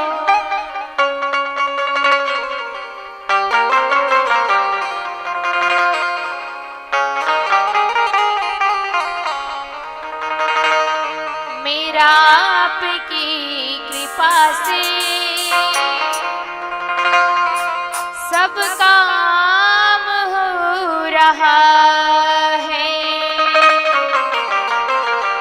करते हो तुम कन्हैया, करते हो तुम कन्हैया, मेरा नाम हो रहा है। मेरा आपकी कृपा से सब काम हो रहा है। मेरा आपकी कृपा से सब काम हो रहा है। करते हो तुम कन्हैया, करते हो तुम कन्हैया, मेरा नाम हो रहा है। मेरा आपकी कृपा से सब काम हो रहा है। मेरा आपकी कृपा से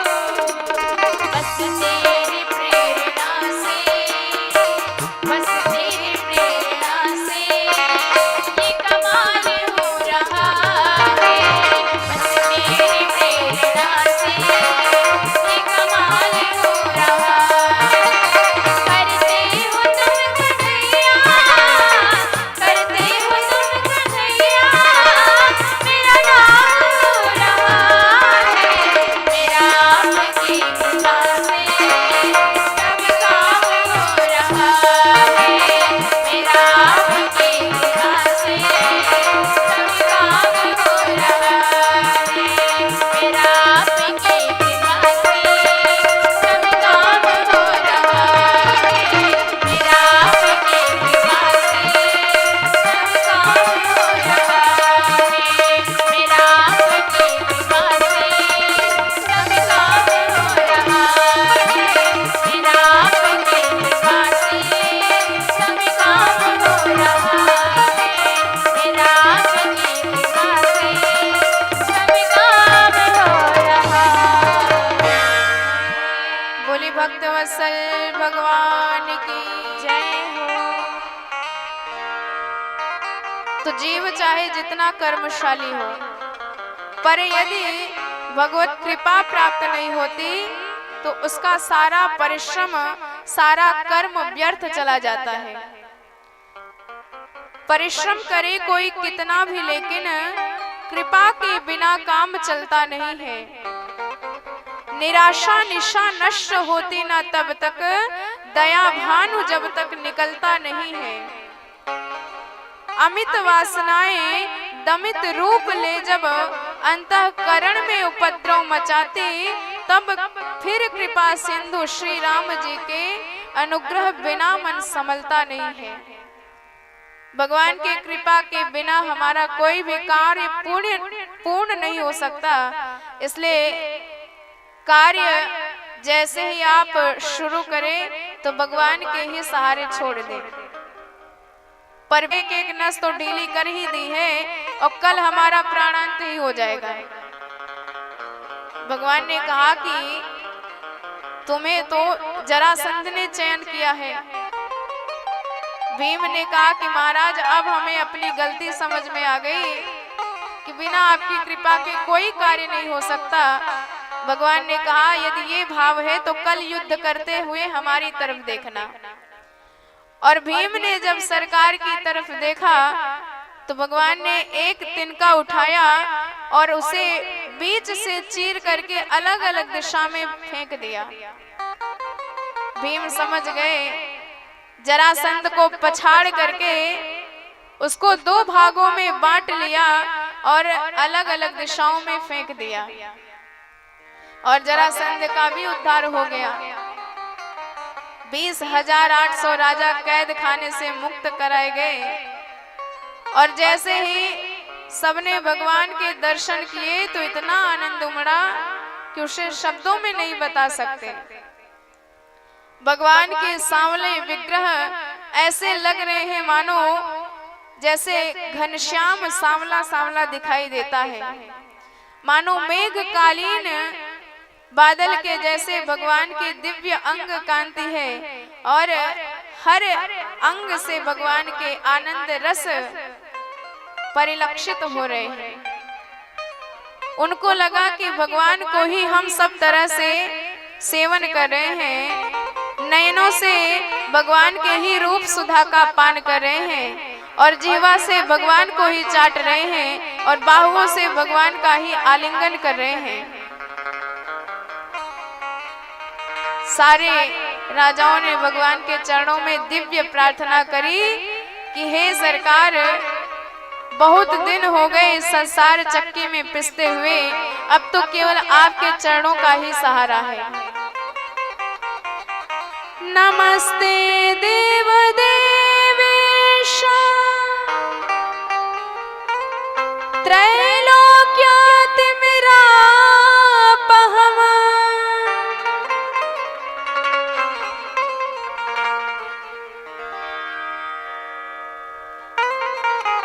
राजाओं ने कहा कि हे सरकार, जो त्रिभुवन के अंधकार को नष्ट कर डालते हैं, वही हमारे हृदय में अज्ञान का जो अंधकार है उसे नष्ट कर दें, तो हम आपके चरणार बिंदों के सदा के सेवक बन जाएंगे।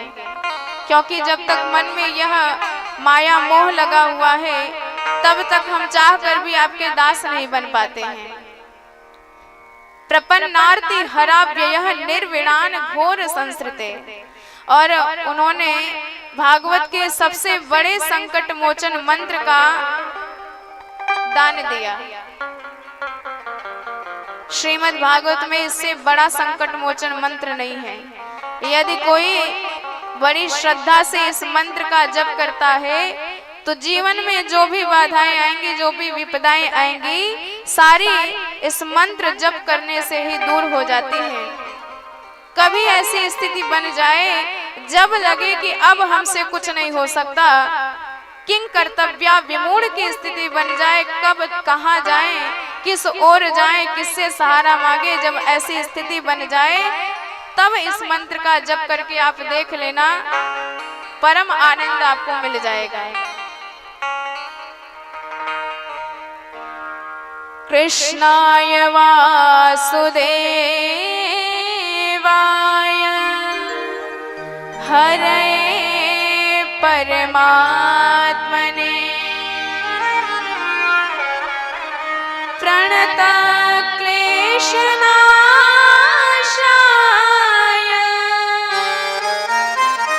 गोविंदाय नमो नमः,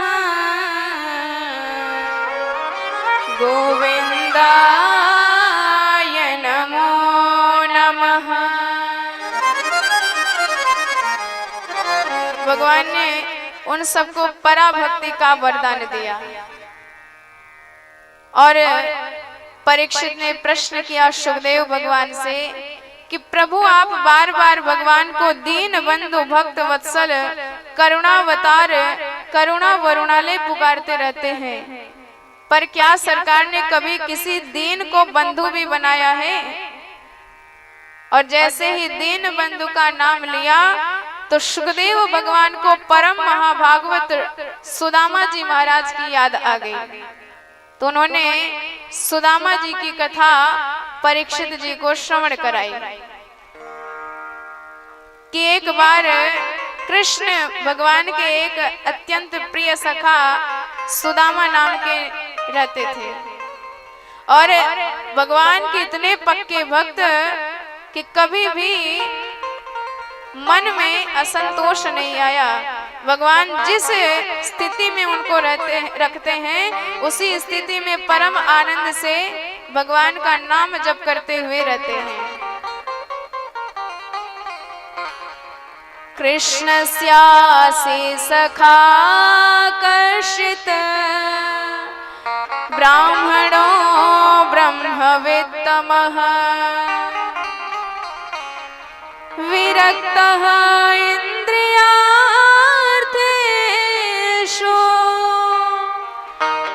प्रशान्तात्मा जितेन्द्रियः प्रशान्तात्मा जितेन्द्रियः।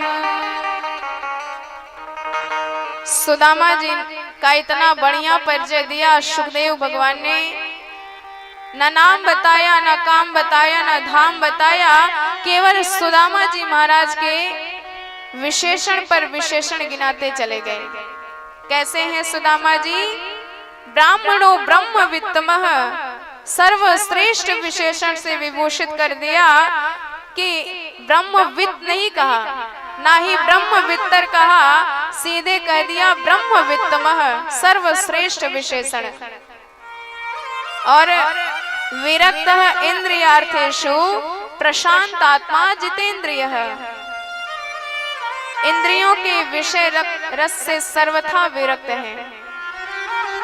कुछ नहीं चाहिए जीवन में, जैसा सरकार हमको रख रहे हैं हम तो उसी हाल में मस्त हैं और उसी हाल में संतुष्ट हैं। प्रशांत आत्मा जितेंद्रियः, शांत आत्मा तो सबकी होती है, पर इनको विशेषण दिया प्रशांत आत्मा, परम शांत है। विपन्नता की विपदा की चाहे जितनी भयंकर आंधी चल जाए, पर ये सागर जैसे प्रशांत हैं। कोई विपन्नता की आंधी इनको डिगा नहीं सकती। इनके धर्म पथ से, भक्ति पथ से इतने भगवान के परम भक्त और परम संतुष्ट हैं। पर जब इनकी पत्नी का परिचय देने लगे तो सुखदेव भगवान कहते हैं, दरिद्रा सीध मानासा वेपमाना विगम्य च। सुशीला जी परम दरिद्री हैं। तो भैया जब पतिदेव कुछ होते हैं तो पत्नी अपने आप बन जाती है। पतिदेव यदि डॉक्टर हो तो पत्नी अपने आप डॉक्टरनी कहलाने लग जाती है। वकील हो तो वकीलानी बन जाती है। पंडित हो तो पंडितानी बन जाती है। पर आज सुदामा जी परम संतुष्ट और सुशीला जी को कहते हैं कि परम दरिद्री हैं। तो भागवत की दृष्टि से को वा दरिद्रो सतु भवतु दरिद्रो यस्य तृष्णा विशाला। जिसकी तृष्णा भयंकर है, जिसका मन कभी संतुष्ट नहीं होता, जिसकी आत्मा कभी संतुष्ट नहीं होती, भागवत की दृष्टि से वही सबसे बड़ा दरिद्र कहा गया है। चाहे महाराज इंद्र हो, पर यदि संतुष्ट नहीं है तो वह भी दरिद्र कहे जाएंगे। और चाहे जितना बड़ा कोई निर्धन हो, पर मन यदि संतुष्ट है तो वह परम धनी कहे जाएंगे भागवत की दृष्टि से। जब आवे संतोष धन सब धन धूरि समान। सुदामा जी महाराज परम संतोषी हैं। पर सुशीला जी को संसार की चिंता लगी रहती है, कमियां लगी रहती है कि आज ये नहीं है, आज वो नहीं है, ऐसी कमियां उनके जीवन में व्याप्त हैं। पर आज जैसे ही एक संत से पता चला कि हमारे पतिदेव के सखा साक्षात श्रीमद् द्वारिकाधीश भगवान हैं, तो परम आश्चर्य में भर गई। सुदामा जी के पास आई, कहने लगी महाराज आपने कभी चर्चा नहीं करी कि साक्षात द्वारिकाधीश महाराज कृष्ण आपके सखा हैं।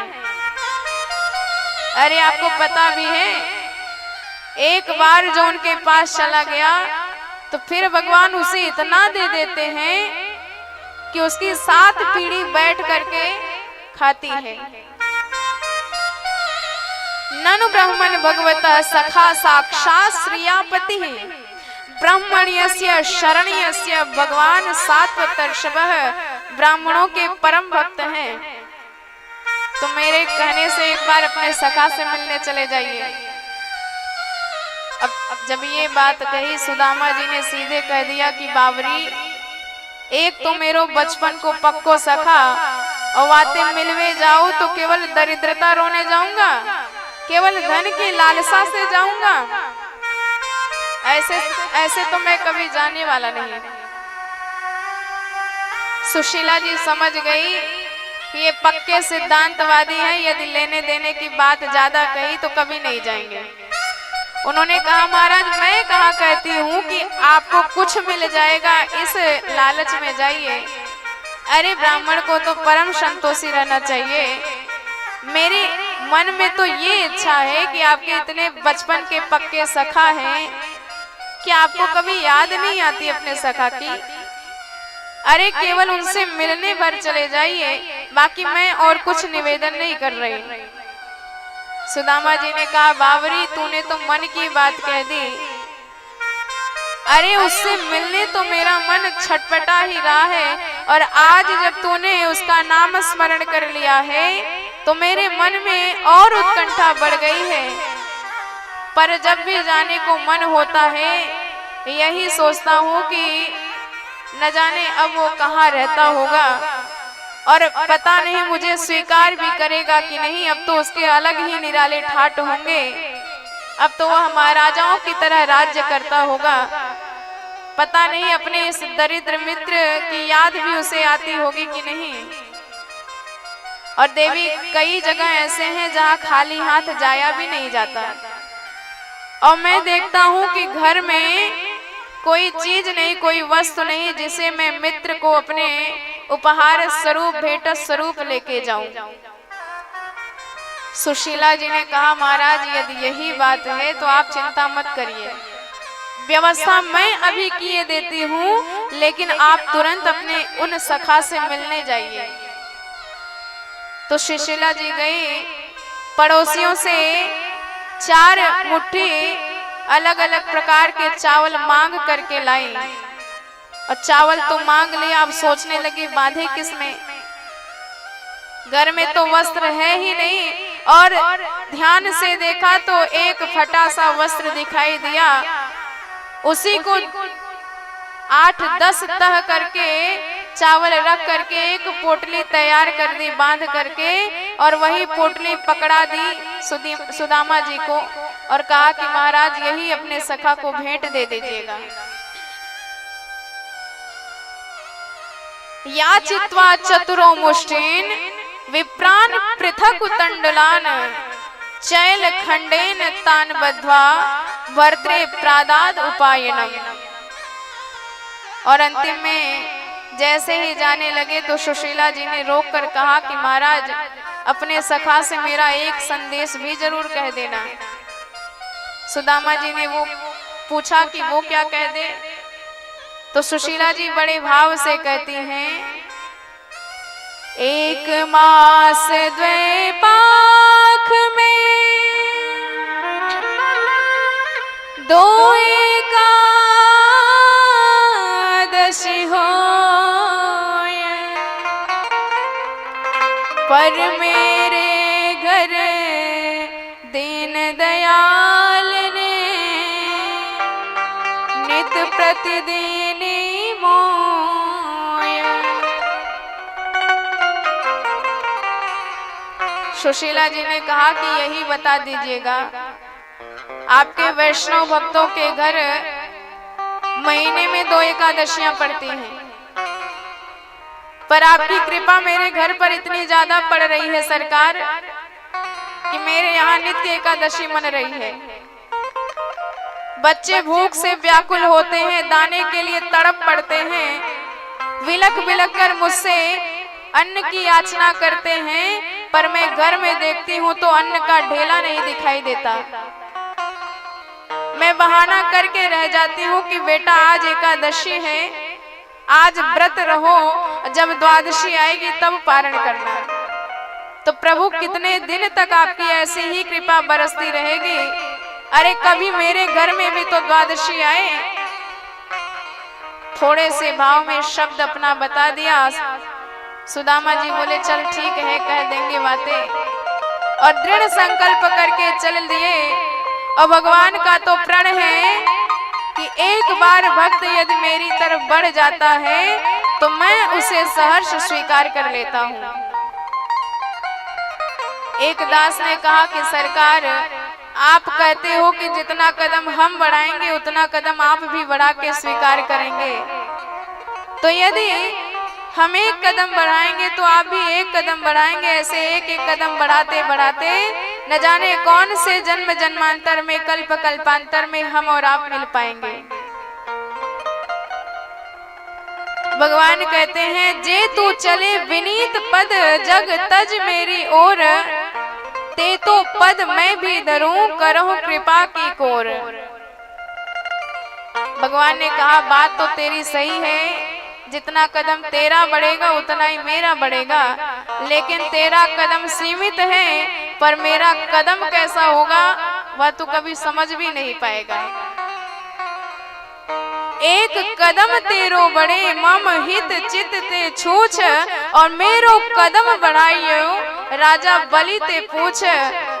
एक कदम तुम्हारा बढ़ेगा तो एक कदम हमारा भी बढ़ेगा, पर हमारा कदम कितना बड़ा होगा वह तुम महाराज बलि से पूछ लेना। भगवान ने एक ही कदम में पूरे त्रैलोक्य को नाप लिया था। तो भगवान हमें स्वीकार करते हैं, पर हम भगवान की तरफ बढ़े तो सही।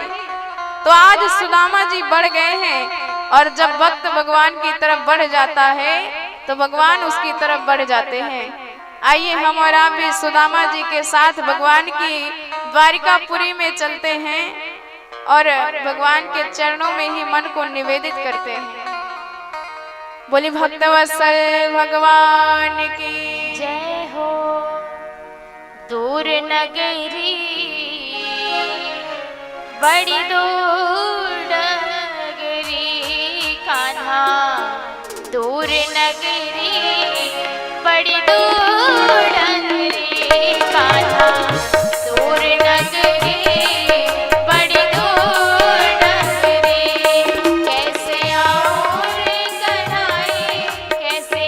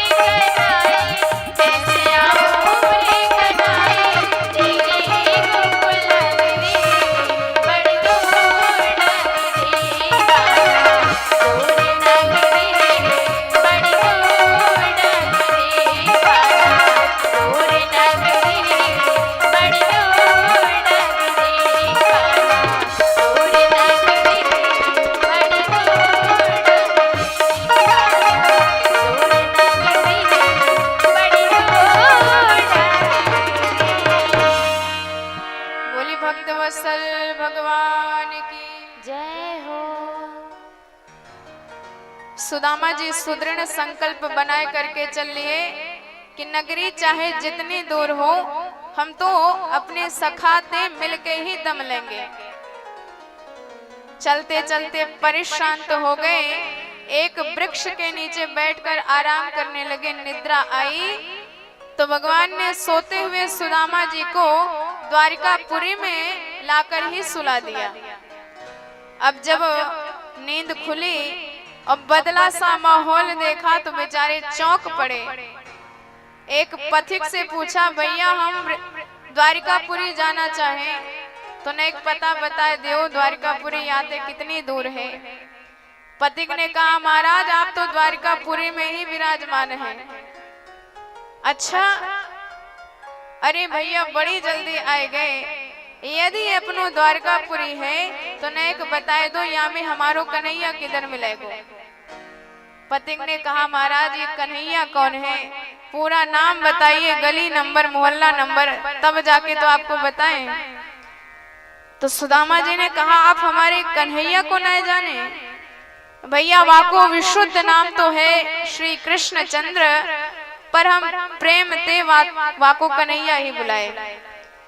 अब जैसे ही भगवान का नाम सुना उसने, कहने लगा कि आप हमारे महाराज का नाम ले रहे हैं।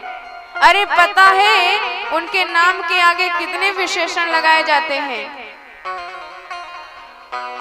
अनंत श्री समलंकृत छत्रपति राजमूर्ति धर्म चक्रवर्ती सर्वतंत्र स्वतंत्र सर्वश्वरेश्वर गो विप्र प्रतिपालक विश्व वंद्य श्री श्री महाराजाधिराज 1008 कृष्णचंद्र जी सरकार।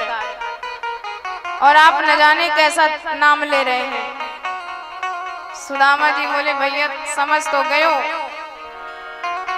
तो बताए दो किधर मिलेंगे। पथिक ने कहा, अरे महाराज उनके बारे में क्या पूछना, अरे ये जो विशाल पंक्तिबद्ध हजारों भवन दिखाई रहे हैं सब वाई के हैं, आप कहीं भी चले जाइए सरकार में ले जाएंगे। अब भागवत की दृष्टि से तो सुदामा जी सीधे रुक्मणी जी के अंतःपुर में प्रवेश कर गए, पर कथा प्रसिद्ध है, नरोत्तम दास जी ने बड़ा ही सुंदर विशद वर्णन किया है। सुदामा जी ने द्वार पर खड़े द्वारपाल से कहा कि अपने स्वामी से जाकर भीतर इतना ही कह दीजिए कि वाकई बचपन के सखा वाते मिलवे आए हैं। अब जैसे ही सुदामा जी की विचित्र वेशभूषा देखी और उनका ऐसा हाल देखा तो द्वारपाल के नेत्रों से अश्रु प्रवाहित होने लगे कि महाराज हमारे भगवान तो इतने भक्त वत्सल हैं कि उनके आप जैसे ही सखा हो सकते हैं। महाराज आप यहाँ विराजमान रहिए, हम भीतर जाके भगवान को खबर करके आते हैं। द्वारपाल भीतर गया, द्वारकाधीश के चरणों में प्रणाम किया। सरकार आज जो विभूति दरवाजे पर आई है और अपने आप को आपका सखा बता रही है, ऐसे भी आपके सखा हो सकते हैं, ऐसे अकिंचन भी विश्वास नहीं होता। भगवान ने कहा, ऐसा कौन आ गया है भाई? तो द्वारपाल ने कहा कि क्या बताए महाराज, उनकी गजब की वेशभूषा है। शीश पगान जगा तन पे जन काहि को आहि बसे के ही ग्राम्या, धोती फटे सिलटी दुपटी पायो पान की नहीं सामा, दूर खड़े द्विज दुर्बल रहे चक सो वसुधा अभिरामा, पूछत दीन दयाल कुना बतावत आपन नाम सुदामा। जैसे ही सुदामा नाम भगवान के कान में पड़ा, भगवान इतने प्रेम में व्याकुल हो गए, सिंहासन पर से कूद पड़े, पीतांबर हाथ से गिर गया, चरण पादुका पहनना भूल गए, दोनों भुजा पसारे सुदामा सुदामा पुकारते हुए भगवान भागने लगे। और सारी सभा ने जब सरकार की यह दशा देखी, सोचने लगे कि आज तक इस सभा में ब्रह्मादिक देवता आए हैं, पर इतनी व्यग्रता, इतनी व्याकुलता सरकार में कभी नहीं दिखाई दी। न जाने कौन सी विभूति आ गई कि भगवान उसके लिए इतना आतुर होके दौड़ रहे हैं। अरे जो भी यहाँ आया सबने सिर झुकाया, मुकुट नवाया, पर ऐसे तो सरकार किसी के लिए नहीं दौड़े। भगवान आगे आगे, सारी सभा भगवान के पीछे पीछे, भागते भागते प्रभु 7 ड्योढ़ी पार पहुंच गए। और इधर सुदामा बेचारे अपने ही संकल्प विकल्प में गोता लगा रहे हैं कि न जाने मेरे नाम का भी उसे स्मरण होगा कि नहीं, मुझे पहचान भी पाएगा कि नहीं, स्वीकार करेगा कि नहीं। सोच ही रहे थे कि भगवान ने जैसे ही अपने अभिन्न सखा को देखा तो तुरंत लपक कर दौड़ कर भुजा पाश में बांध कर गले से लगा लिया, अपने नयनों के जल से सुदामा जी को भिगो दिया भगवान ने। दोनों एक दूसरे से गले लग के मिल रहे हैं, कोई किसी को कुछ कह नहीं पाता, कोई कुछ बोल नहीं पाता, कुछ बता नहीं पाता है, केवल प्रेम की अधिकता ही दिखाई पड़ रही है। बोली भक्त वत्सल भगवान की जय हो।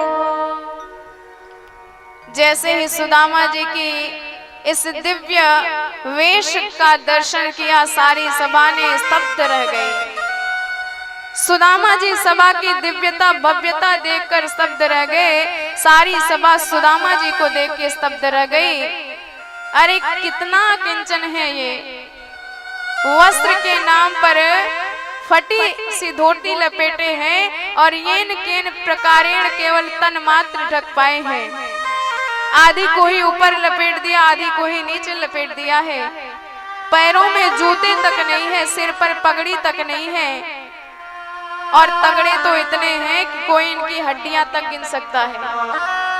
उधड़ी सी रस्सी हाथ में लिए हुए हैं, लाठी लिए हैं और फूटा सा लोटा लिए हैं। ऐसी दशा देखी सुदामा जी की, धन्य धन्य कर उठे पूरी सभा की, धन्य है दयालु सरकार, ऐसे अकिंचन के प्रति भी इतने दयावान हो सकते हैं हमारे ठाकुर जी। भगवान ने हाथ पकड़कर सुदामा जी को अपने सर्वश्रेष्ठ सिंहासन पर आसीन किया, साक्षात उनके चरणों में विराजमान हो गए। सुदामा जी बार बार मना करते हैं पर प्रभु मानते नहीं हैं। सुदामा जी जानते हैं ये बचपन को हठी है, ये वही करेगा जो इसके मन को अच्छा लगेगा। भगवान रुक्मणी जी को आदेश दिए कि जाओ देवी जल लेके आओ, मुझे इन महापुरुष के चरण पखारने हैं। रुक्मणी जी गई जल लाने, प्रभु चरणों में बैठकर सुदामा जी के पांव को सहलाने लगे, पीतांबर से झाड़ने लगे।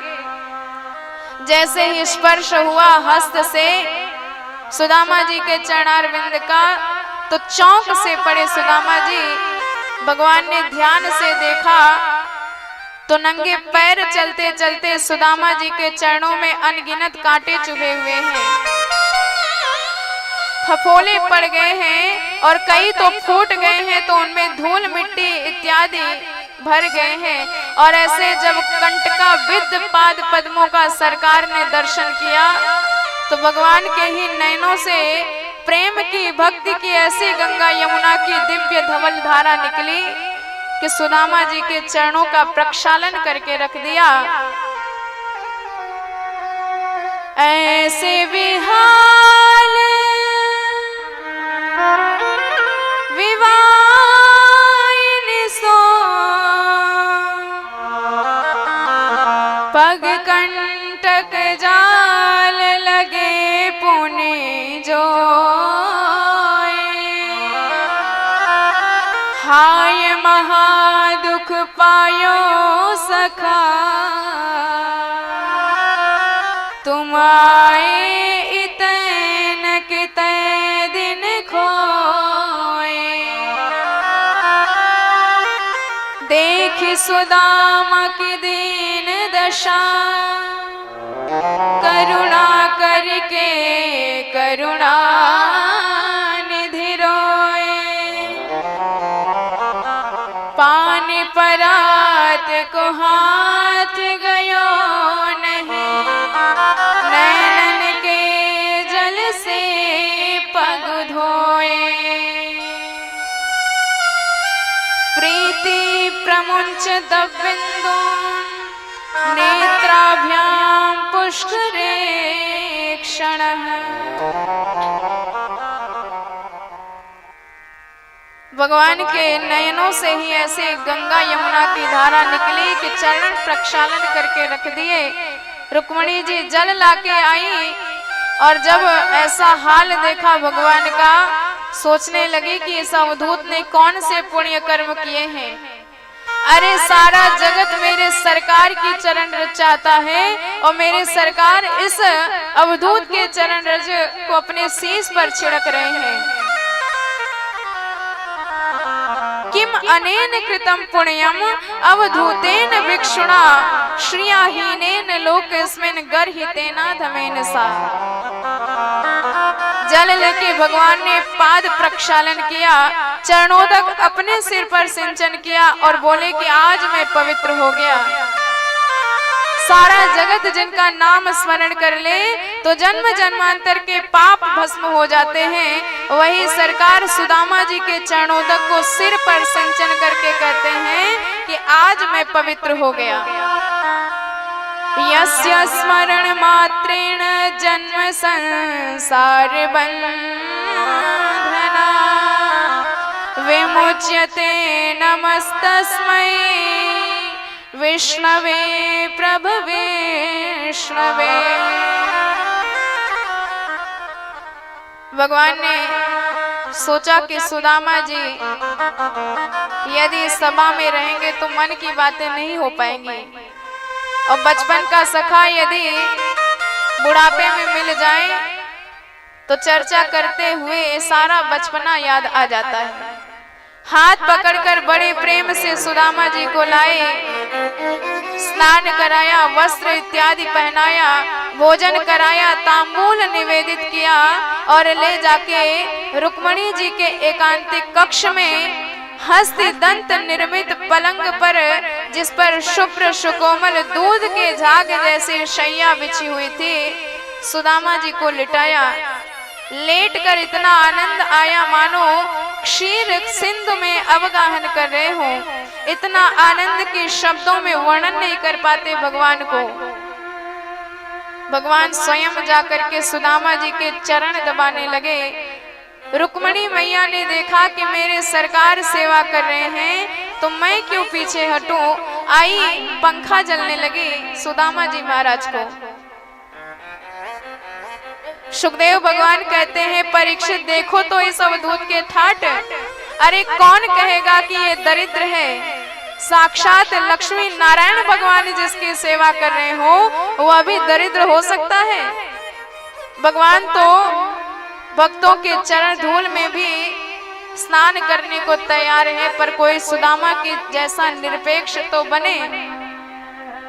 हम जगत में सबसे अपेक्षा करते रहते हैं, जहां भी रिश्ता बना तो अपेक्षा करना चालू कर दिया कि इससे हमारा यह काम सिद्ध होगा, यह काम बनेगा। भगवान की भी पूजा करते हैं तो फल की कामना रखते हैं, अपेक्षाएं रखते हैं, पर यदि कोई सुदामा जी जैसा निरपेक्ष बन जाए तो फिर भगवान उसके पीछे पीछे भागते हैं।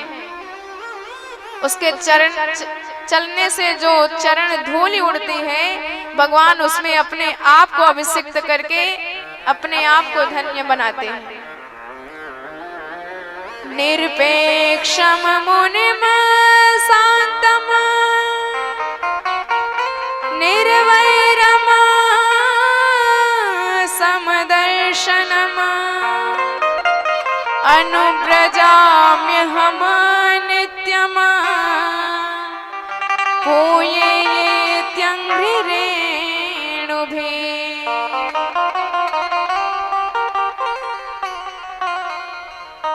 सुदामा जी से भगवान ने एक ही प्रश्न किया कि सुदामा जी ये बताइए आपकी शादी वादी भई कि नहीं।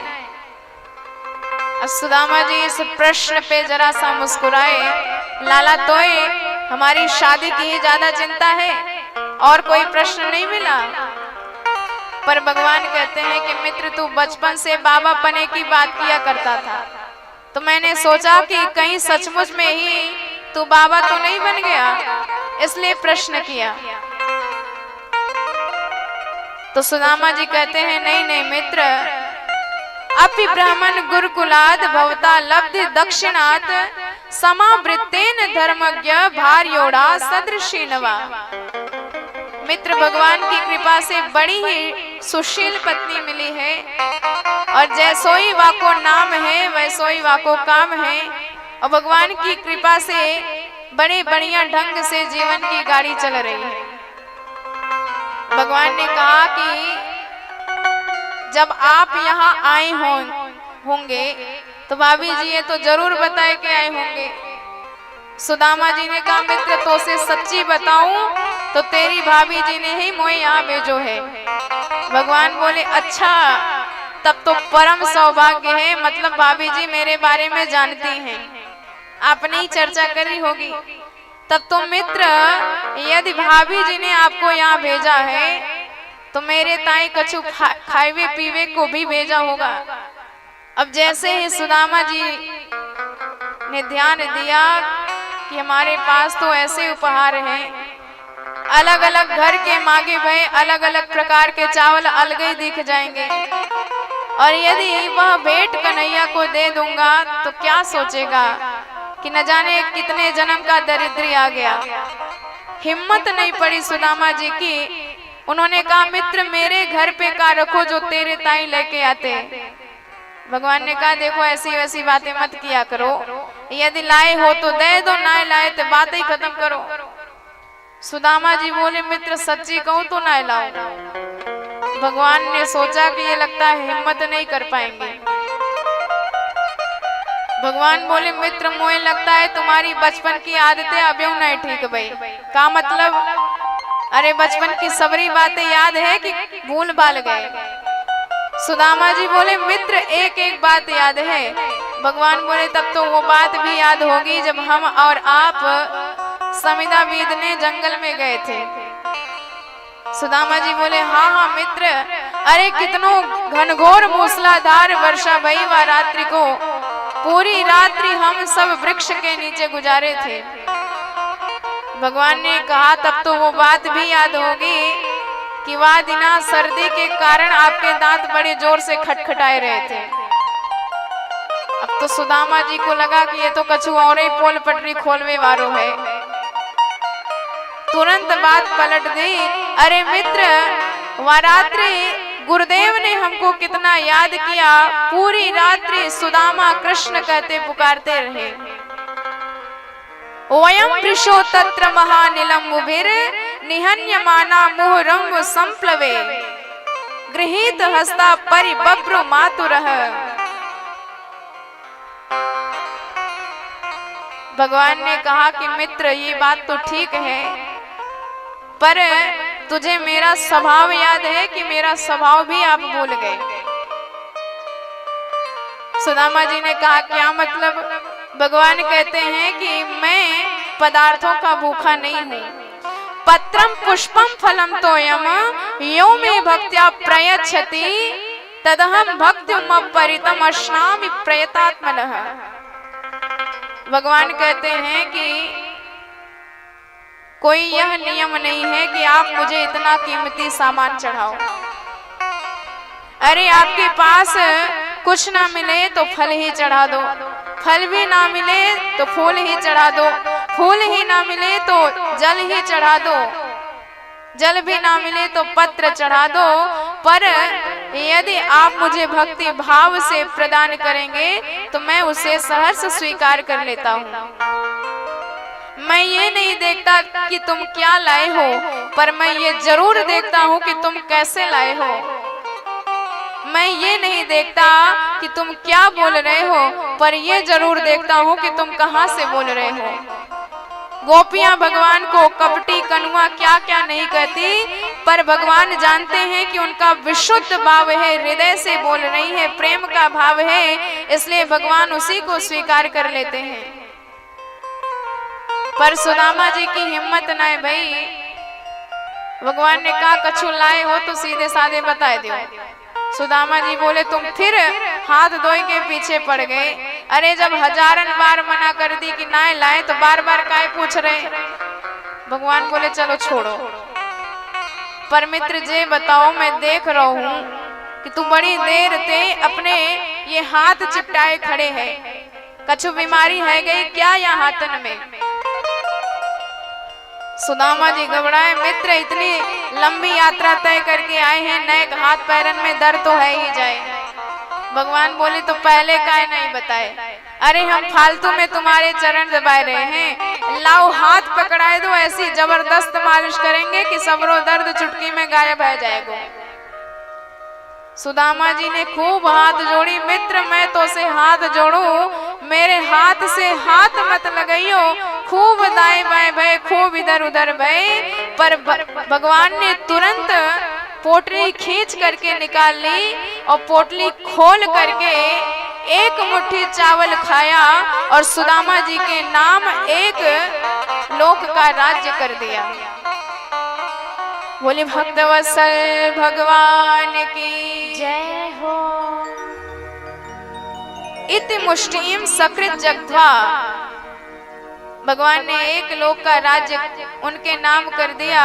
पर जैसे ही दूसरा मुट्ठी खाने को उद्यत हुए कि तावत् श्री जगृहे हस्ता तत्पराः परमेष्टिनः, लक्ष्मी जी अर्थात रुक्मणी जी ने उनका हाथ पकड़ लिया कि महाराज प्रेम में कच्चे चावल खा रहे हो, पेट खराब हो जाएगा। अरे कम से कम ब्राह्मण का लाया हुआ दिव्य प्रसाद एक एक दाना घर में तो सबको मिले। तो रुक्मणी जी को चावल दे दिया और इधर सुदामा जी से कहा कि मित्र इतना दिव्य प्रसाद था, आपने हमें पहले क्यों नहीं बताया? भाभी जी ने कुछ संदेशा भी जरूर भिजवाया होगा।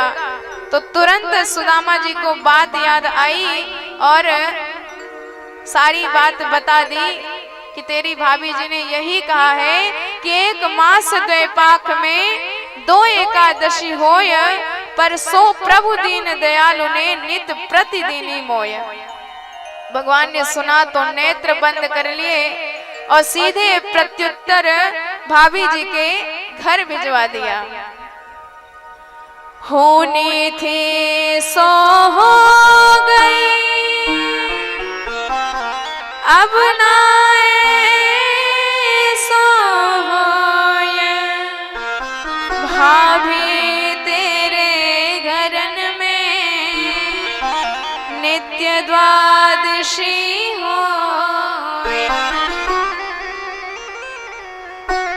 भगवान ने प्रत्युत्तर भिजवा दिया आंख बंद करके। सुदामा जी को लगा कि हमने ये क्या सुना दिया भगवान को। कुछ दिन भगवान के साथ भगवान की द्वारकापुरी में निवास किए और फिर विदा मांग कर चल दिए कि मित्र हम तो तुम्हारा दर्शन करने आए थे। अयम ही परमो लाभो उत्तम श्लोक दर्शना, आपका दर्शन मिल गया, हमारी इच्छा पूर्ण हो गई, अब तो हम अपने धाम जाना चाहते हैं। सुदामा जी को भगवान ने विदा किया। मार्ग में सोचते जा रहे हैं कि अधनोयम धनम प्राप्य माघनुच्चैन माम स्मरेत। भगवान ने हमें धन नहीं दिया, मैं जानता हूँ कि मेरे ऊपर उपकार ही किया है। अरे यदि निर्धन को अचानक से बहुत ज्यादा धन दिया जाए तो बुद्धि पागल हो जाती है, व्याकुल हो जाती है, बावरी हो जाती है। तो भगवान ने मुझ पर कृपा करी है जो मुझे कुछ प्रदान नहीं किया है। अरे बच्चे अपने माता पिता तक को भूल जाते हैं जो पूरी जिंदगी उनकी सेवा करते हैं। ये तो मेरे बचपन का मित्र मात्र था और मेरा इतना सम्मान किया, इतनी मेरी स्वागत करी इसने। ब्रह्म बंधुरतिस्माहम बाहुभ्याम परिरंभितः अधनोयम धनम प्राप्य माघनुच्चैन माम स्मरेत। सोचते हुए सुदामा जी जा रहे थे और जैसे ही अपने धाम में पहुंचे तो सुदामा जी ने देखा कि वहां का तो पूरा रंग ढंग ही बदला हुआ है। जहां हमारी झोपड़ी हुआ करती थी वहां पर तो विशाल महल, द्वारिकाधीश के महल जैसा भव्य खड़ा है। देखकर सुदामा जी परम आश्चर्यचकित हो गए, विचार करने लगे कि कहीं मैं घूम फिर के फिर से तो उसी द्वारिकापुरी में प्रवेश नहीं कर गया। सोचने लगे, विचार करने लगे। आइए श्रवण करते हैं सुदामा जी कैसा अपने मन में विचार कर रहे हैं भगवत कृपा के प्रति।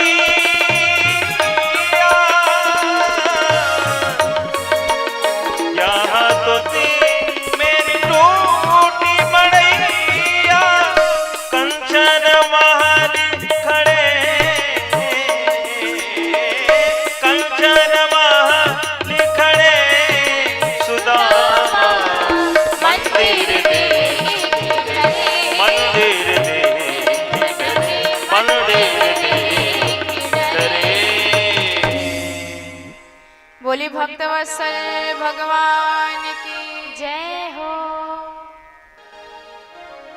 आइए हम सब एकादश स्कंद में प्रवेश करते हैं, जिसका यदि ध्यान से अध्ययन या श्रवण कर लिया जाए तो जीवन मुक्ति का आनंद मिल जाता है।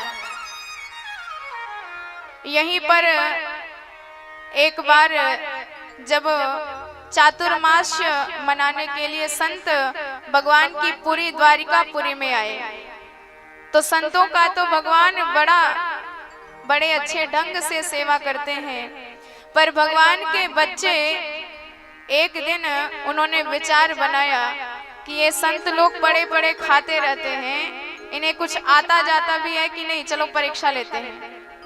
सो परीक्षा लेने के लिए सांब को एक गर्भवती स्त्री की तरह सजाया और सजाने के बाद संतों के पास आए, प्रश्न किया, महाराज ये हमारी भाभी हैं और आपसे प्रश्न करना चाहती हैं कि इस बार इनके बेटा या बेटी क्या होगा।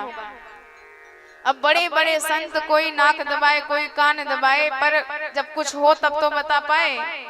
और ऐसे बड़े बड़े संत विश्वामित्र सितः कण्वो दुर्वासा भृग रंगिराह कश्यपो वामदेवो त्रि वशिष्ठो नारदादयः।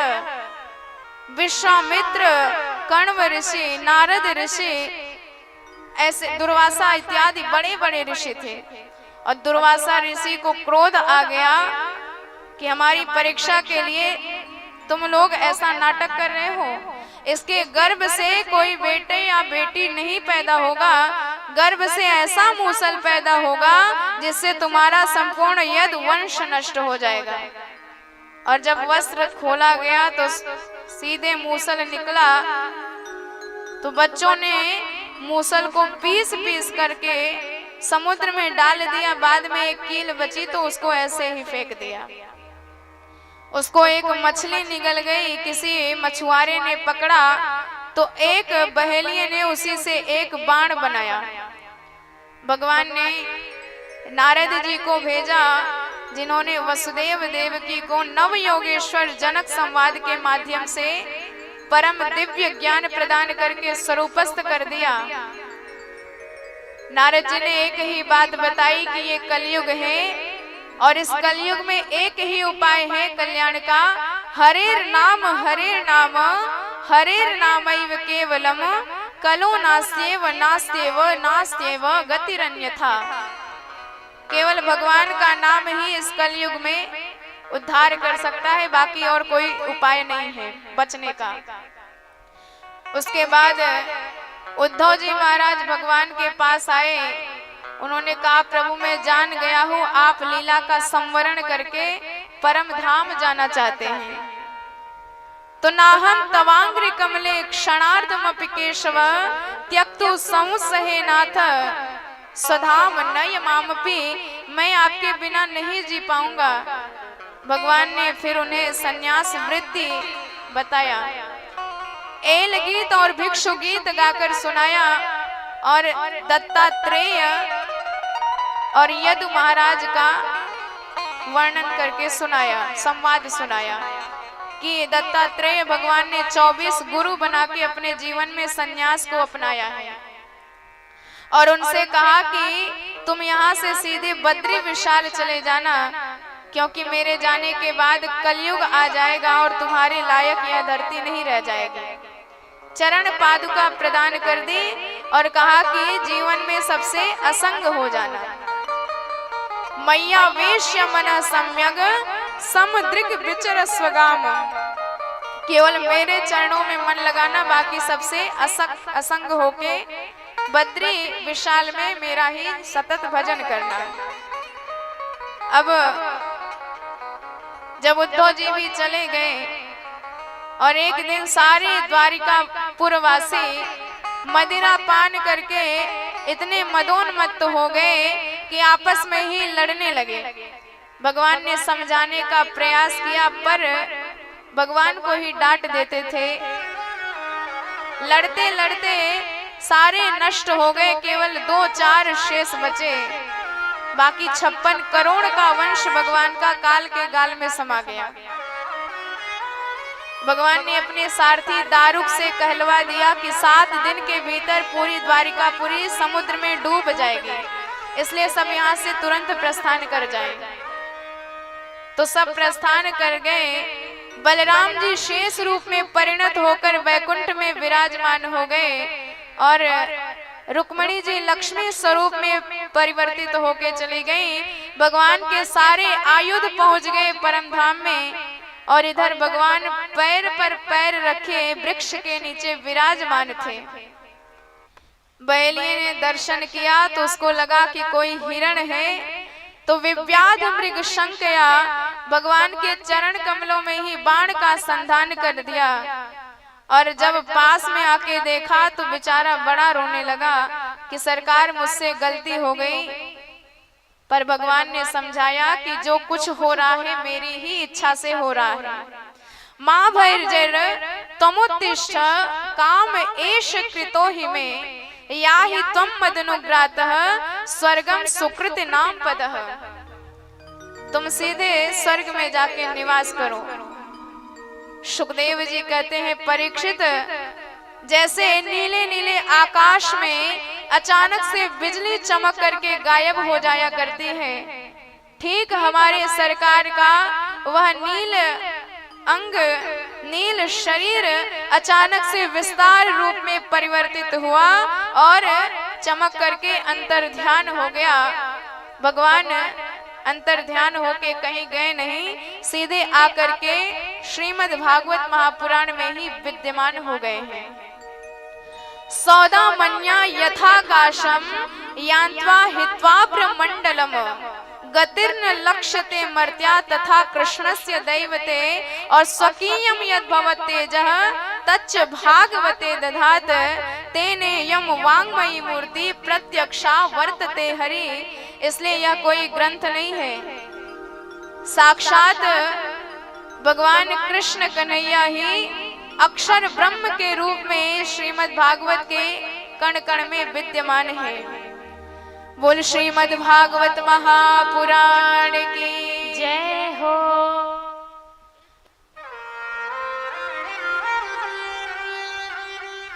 अब हम सब द्वादश स्कंद में प्रवेश करते हैं, जिसमें 6 अध्यायों में कलयुग का निरूपण किया गया है। तो पहले बताया है कि कलयुग आने पर कैसे सबका धर्म नष्ट हो जाएगा। दाम्पत्ये भी रुचिर हेतु मार्य यैव व्यवहारिके स्त्रीत्वे पुंस्त्वे चहि रतिर् विप्रत्वे सूत्र में वही। कलयुग आने पर सबका धर्म नष्ट हो जाएगा। जिसने जिसको पसंद कर लिया उसी का उससे विवाह हो जाएगा। न कोई गोत्र के झंझट में पड़ेगा, न प्रवर के, न शाखा के। और केवल जनेऊ धारण किए हैं इसलिए पंडित जी माने जाएंगे, ज्ञान नाम की भले ही कोई चीज ना हो। और जब कलयुग आ जाएगा तो पृथ्वी अन्न पैदा करना बंद कर देगी। आकाश से कभी कभी इतनी ज्यादा वर्षा हो जाएगी कि बाढ़ आ जाएगी, और कभी कभी तो वर्षा ही नहीं होगी, अकाल पड़ जाएगा। तुलसी जी कलयुग के जब 5000 वर्ष रह जाएंगे तो सीधे वैकुंठ धाम को चली जाएंगी। गंगा नदी भी वैकुंठ धाम चली जाएंगी। और बड़े बड़े सत्ता लोलुप ही अधिकारी बन जाएंगे जो दिन रात प्रजा को ही लूटेंगे। सारी दुनिया अधर्म के कार्य में ही मन को लगाएगी। भगवान के पूजा पाठ से कोई लेना देना नहीं होगा। धर्म से कोई किसी का लेना देना नहीं होगा। और जब धर्म का इस प्रकार से ह्रास होने लगेगा, धरती मैया का अपमान होने लगेगा, संतों का अपमान होने लगेगा, तब फिर भगवान कलयुग में कल की रूप में अवतार लेंगे और धर्म की संस्थापना करेंगे। तो भगवान का अवतार कहाँ होगा? संभल ग्राम मुख्यस्य ब्राह्मणस्य महात्मना भवने विष्णु यशसा कल्कि प्रादुर्भविष्यति। उत्तर प्रदेश के मुरादाबाद जिले के संभल नामक ग्राम में विष्णु यश नामक ब्राह्मण के घर भगवान कल्कि के रूप में अवतार लेंगे। सांवला भगवान का विग्रह होगा, श्वेत अश्व ही उनकी सवारी होगी, हाथ में चमचमाता हुआ तलवार होगा, दिव्य सुगंधी होगी, और भगवान उसी तलवार से कलयुग के पापियों का नाश करेंगे। और सूर्यवंश चंद्रवंश के जो अंतिम राजा हैं मरु और देवापी, उनको उठा करके वहीं से सतयुग की स्थापना कर देंगे। कलयुग की आयु है 4,32,000 वर्ष। और जब इसकी केवल 815 वर्ष शेष रहेंगे तब जाके भगवान का अवतार होगा। और अभी तो लगभग 5100 कुछ वर्ष ही व्यतीत हुए हैं। तो इस प्रकार दिव्य कथा सुनाया सुखदेव जी ने लगातार 7 दिन तक। उसके बाद कहा कि परीक्षित, अब भगवान की कथा भी हमने आपके सामने कह दिया। वैसे तो भगवान की कथा अनंत है, कोई उसका पार नहीं पा सकता, पर फिर भी समय की सीमा में बांधकर 7 दिन तक लगातार हमने तुझे भगवान की कथा सुनाई। अब हम भी अपने धाम जाते हैं, हमारा भी काम पूरा हुआ। परीक्षित जी ने कहा महाराज चलो ठीक है, हमने भी कथा सुन ली, अब 7 दिन भी हो गए, तक्षक आएगा, हमें काटेगा और हम मर जाएंगे। और जैसे ही ये बात कही कि सुखदेव जी ने डांट लगाई, न जातः प्रागभूतोद्य देहवत्वं न नक्ष्यसि। अरे मूर्ख, तुम्हारा केवल शरीर नष्ट होगा, आत्मा तो अविनाशी है, भगवान का अंश है, ये कभी नष्ट नहीं हो सकती। अरे जैसे महाघटाकाश होता है और कोई उस घड़े में डंडा मार दे तो वही घटाकाश महाकाश में परिवर्तित हो जाता है, तो नष्ट नहीं होता, केवल उसका स्वरूप बदल जाता है। ठीक इसी प्रकार तेरी आत्मा अजर अमर है, केवल यह शरीर बदलती रहती है। और जब यह ज्ञान प्रदान किया तो अब परीक्षित जी ने कहा कि महाराज अब हम धन्य हो गए। अहम ब्रह्म परम धाम ब्रह्माहम परमं पदम एवं समीक्षणात्मान आत्मन्याधाय निष्कले। अब चाहे हजारों तक्षक आए पर मुझ अविनाशी का कुछ नहीं बिगाड़ सकते। सुखदेव जी बड़े गदगद हुए, उन्होंने कहा अब जाके तू हमारी शिक्षा समझा है, क्योंकि भागवत की कथा सुनने के बाद भी यदि आपके मन से मृत्यु का भय ना जाए तो फिर कथा सुनना आपका व्यर्थ रहा। कथा का मतलब ही यही है कि आपके जीवन में जो आप मरने का भय है वह भय आपका समाप्त हो जाए, जीवन मुक्ति का आनंद मिल जाए, क्योंकि मुक्ति कोई मरने के बाद नहीं होती। बद्धो मुक्त इति ख्याता गुणतों में न वस्तुतः। जब किसी चीज का बंधन ही नहीं होगा तो मुक्ति कैसे होगा? अरे पहले किसी को बांधो तब खोलो तब उसकी मुक्ति मानी जाती है, पर हम स्वयं अपने मन से बंधे हुए। जैसे बंदर पकड़ने वाले क्या करते हैं, एक छोटे से मुख वाले हाड़ी में चना इत्यादि करके मिट्टी में गाड़ देते हैं, और बंदर ने जहां हाथ डाला और मुट्ठी भर के चना निकाला तो हाथ तो फंस गया, लेकिन लालच के मारे वह हाथ भी खोलना नहीं चाहता, चना भी छोड़ना नहीं चाहता और हाथ निकलता नहीं है, तो फिर चिल्लाता है कि हमें घड़े ने पकड़ रखा है। अरे घड़ा तुझे कहां से पकड़ेगा, तूने घड़े को पकड़ रखा है। तो संसार को हमने पकड़ रखा है और बार बार यही कहते हैं कि संसार ने हमें बांध रखा है। तो हमारा मन ही बंधन और मोक्ष का कारण है। मन एवं मनुष्याणाम कारणम मोक्ष बंधयोः। जैसे ताला होता है, चाबी घुमाने का अंतर है, इधर मोड़ दो तो ताला खुल जाएगा, उधर मोड़ दो तो बंद हो जाएगा। तो जब हमारा मन संसार की तरफ मुड़ने लग जाए तो वही बांधने वाला हो जाएगा, और जब वही जगन्नाथ की तरफ मुड़ने लग जाए तो फिर वही हमारी मुक्ति का कारण हो जाएगा। इसलिए आप परम स्वतंत्र हैं, भगवान के अंश हैं, कभी भी अपने आप को बंधा हुआ ना समझे। भगवान की कृपा से हम सब परम मुक्त हो सकते हैं और जीवन जीते मुक्ति का आनंद मिलता है, मरने के बाद कभी मुक्ति नहीं होती। तो इस प्रकार आपने भी लगातार 7 दिन तक आकर दिव्य वात्सल्यमयी मंगलमयी कथा का रसपान किया, अपने जीवन को धन्य बनाया, और हमारा भी आपने उत्साह वर्धन किया यहाँ आकर के। तो आप सब एक बार अपने लिए और हमारे परीक्षित महाराज के लिए जोरदार ताली बजा दें, क्योंकि भगवान की अनोखी कृपा ही है कि आप और हम 7 दिन तक लगातार एकत्रित होकर भगवान की यह दिव्य कथा सत्संग सुनते रहे, जीवन का आनंद लेते रहे। हमारे परीक्षित जी महाराज पंडित बाल मुकुंद शुक्ल सपत्नीक यहाँ लगातार कथा सुनते रहे और ये धन्यवाद के भी पात्र हैं, क्योंकि इन्होंने ही ऐसी कथा का आयोजन किया जिससे आप सब अपने कार्य से निवृत्त होकर के लगातार यहाँ कथा सुन रहे हैं।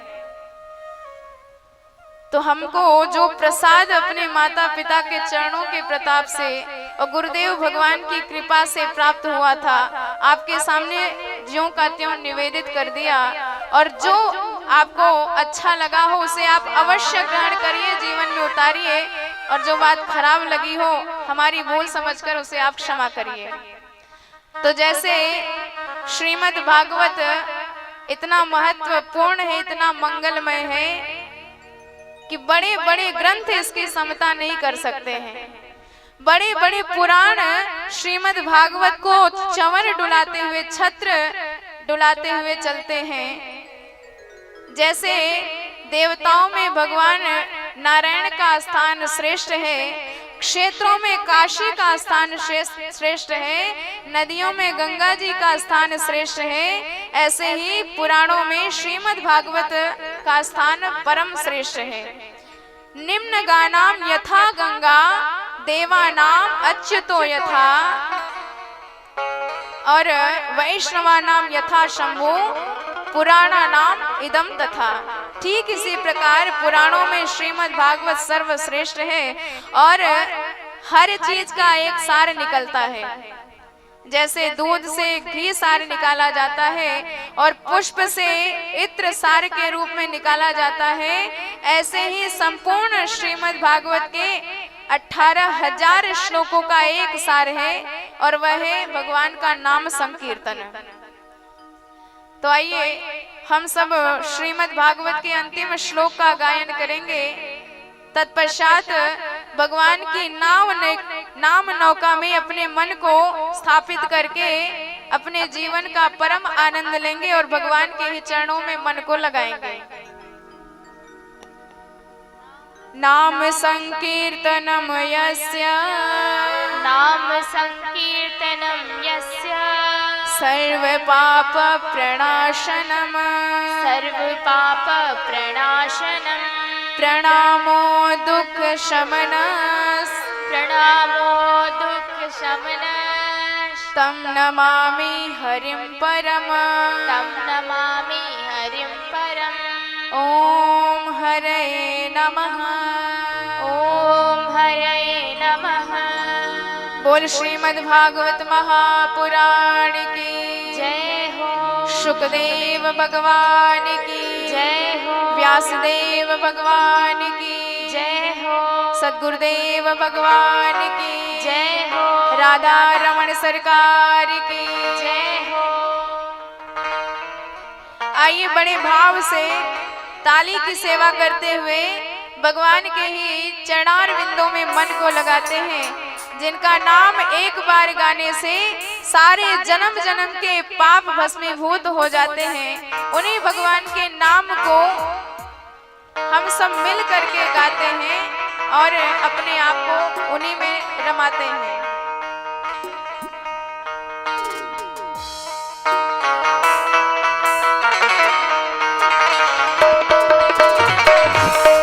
बोल भक्तवत्सल भगवान की जय हो।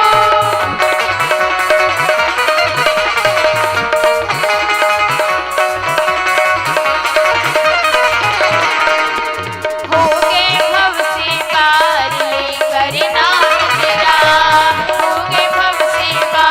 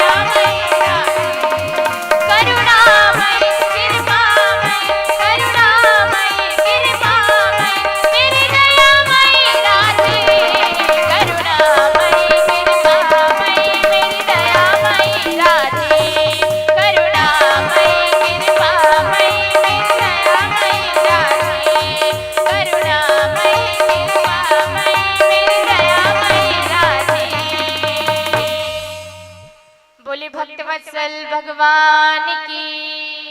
बोले श्रीमद् भागवत महापुराण की जय।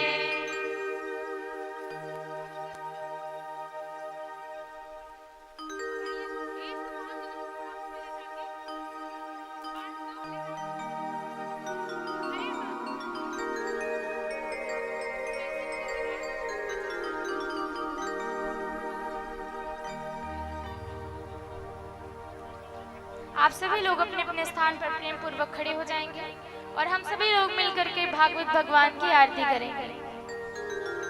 ओम इदगुम हविहि प्रजननम वे असुदशवीरिगुम सर्वगणगुम सस्तये आत्म शनि प्रजा शनि पशु शनि लोक शनि भय शनि अग्नि प्रजां बहुलां मे करो त्वन्नं पयोरेतु अस्मासु दत्त।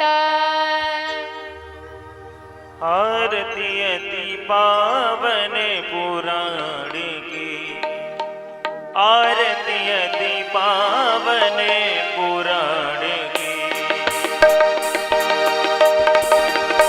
आरती अति पावन पुराण की, आरती अति पावन पुराण की।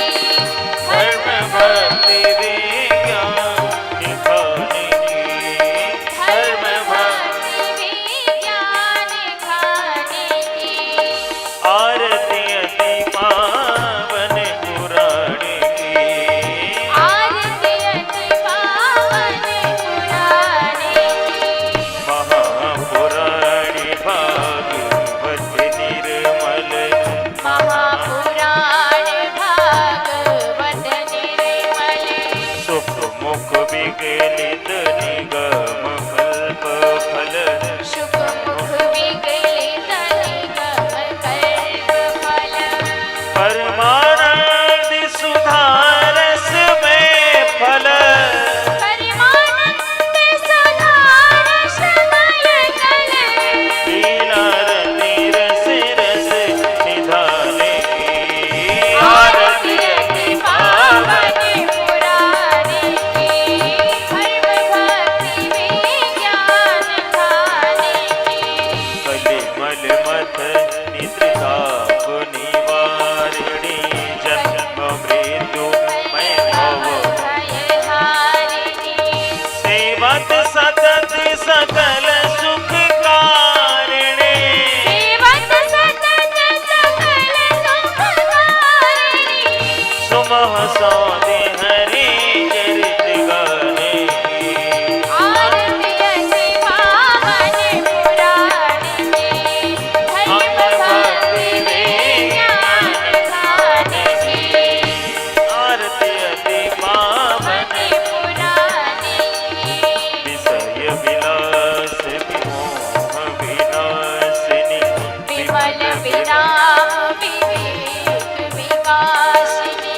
भागवत तत्व रहस्य प्रकाशिनी, भगवत तत्व रहस्य प्रकाशिनी।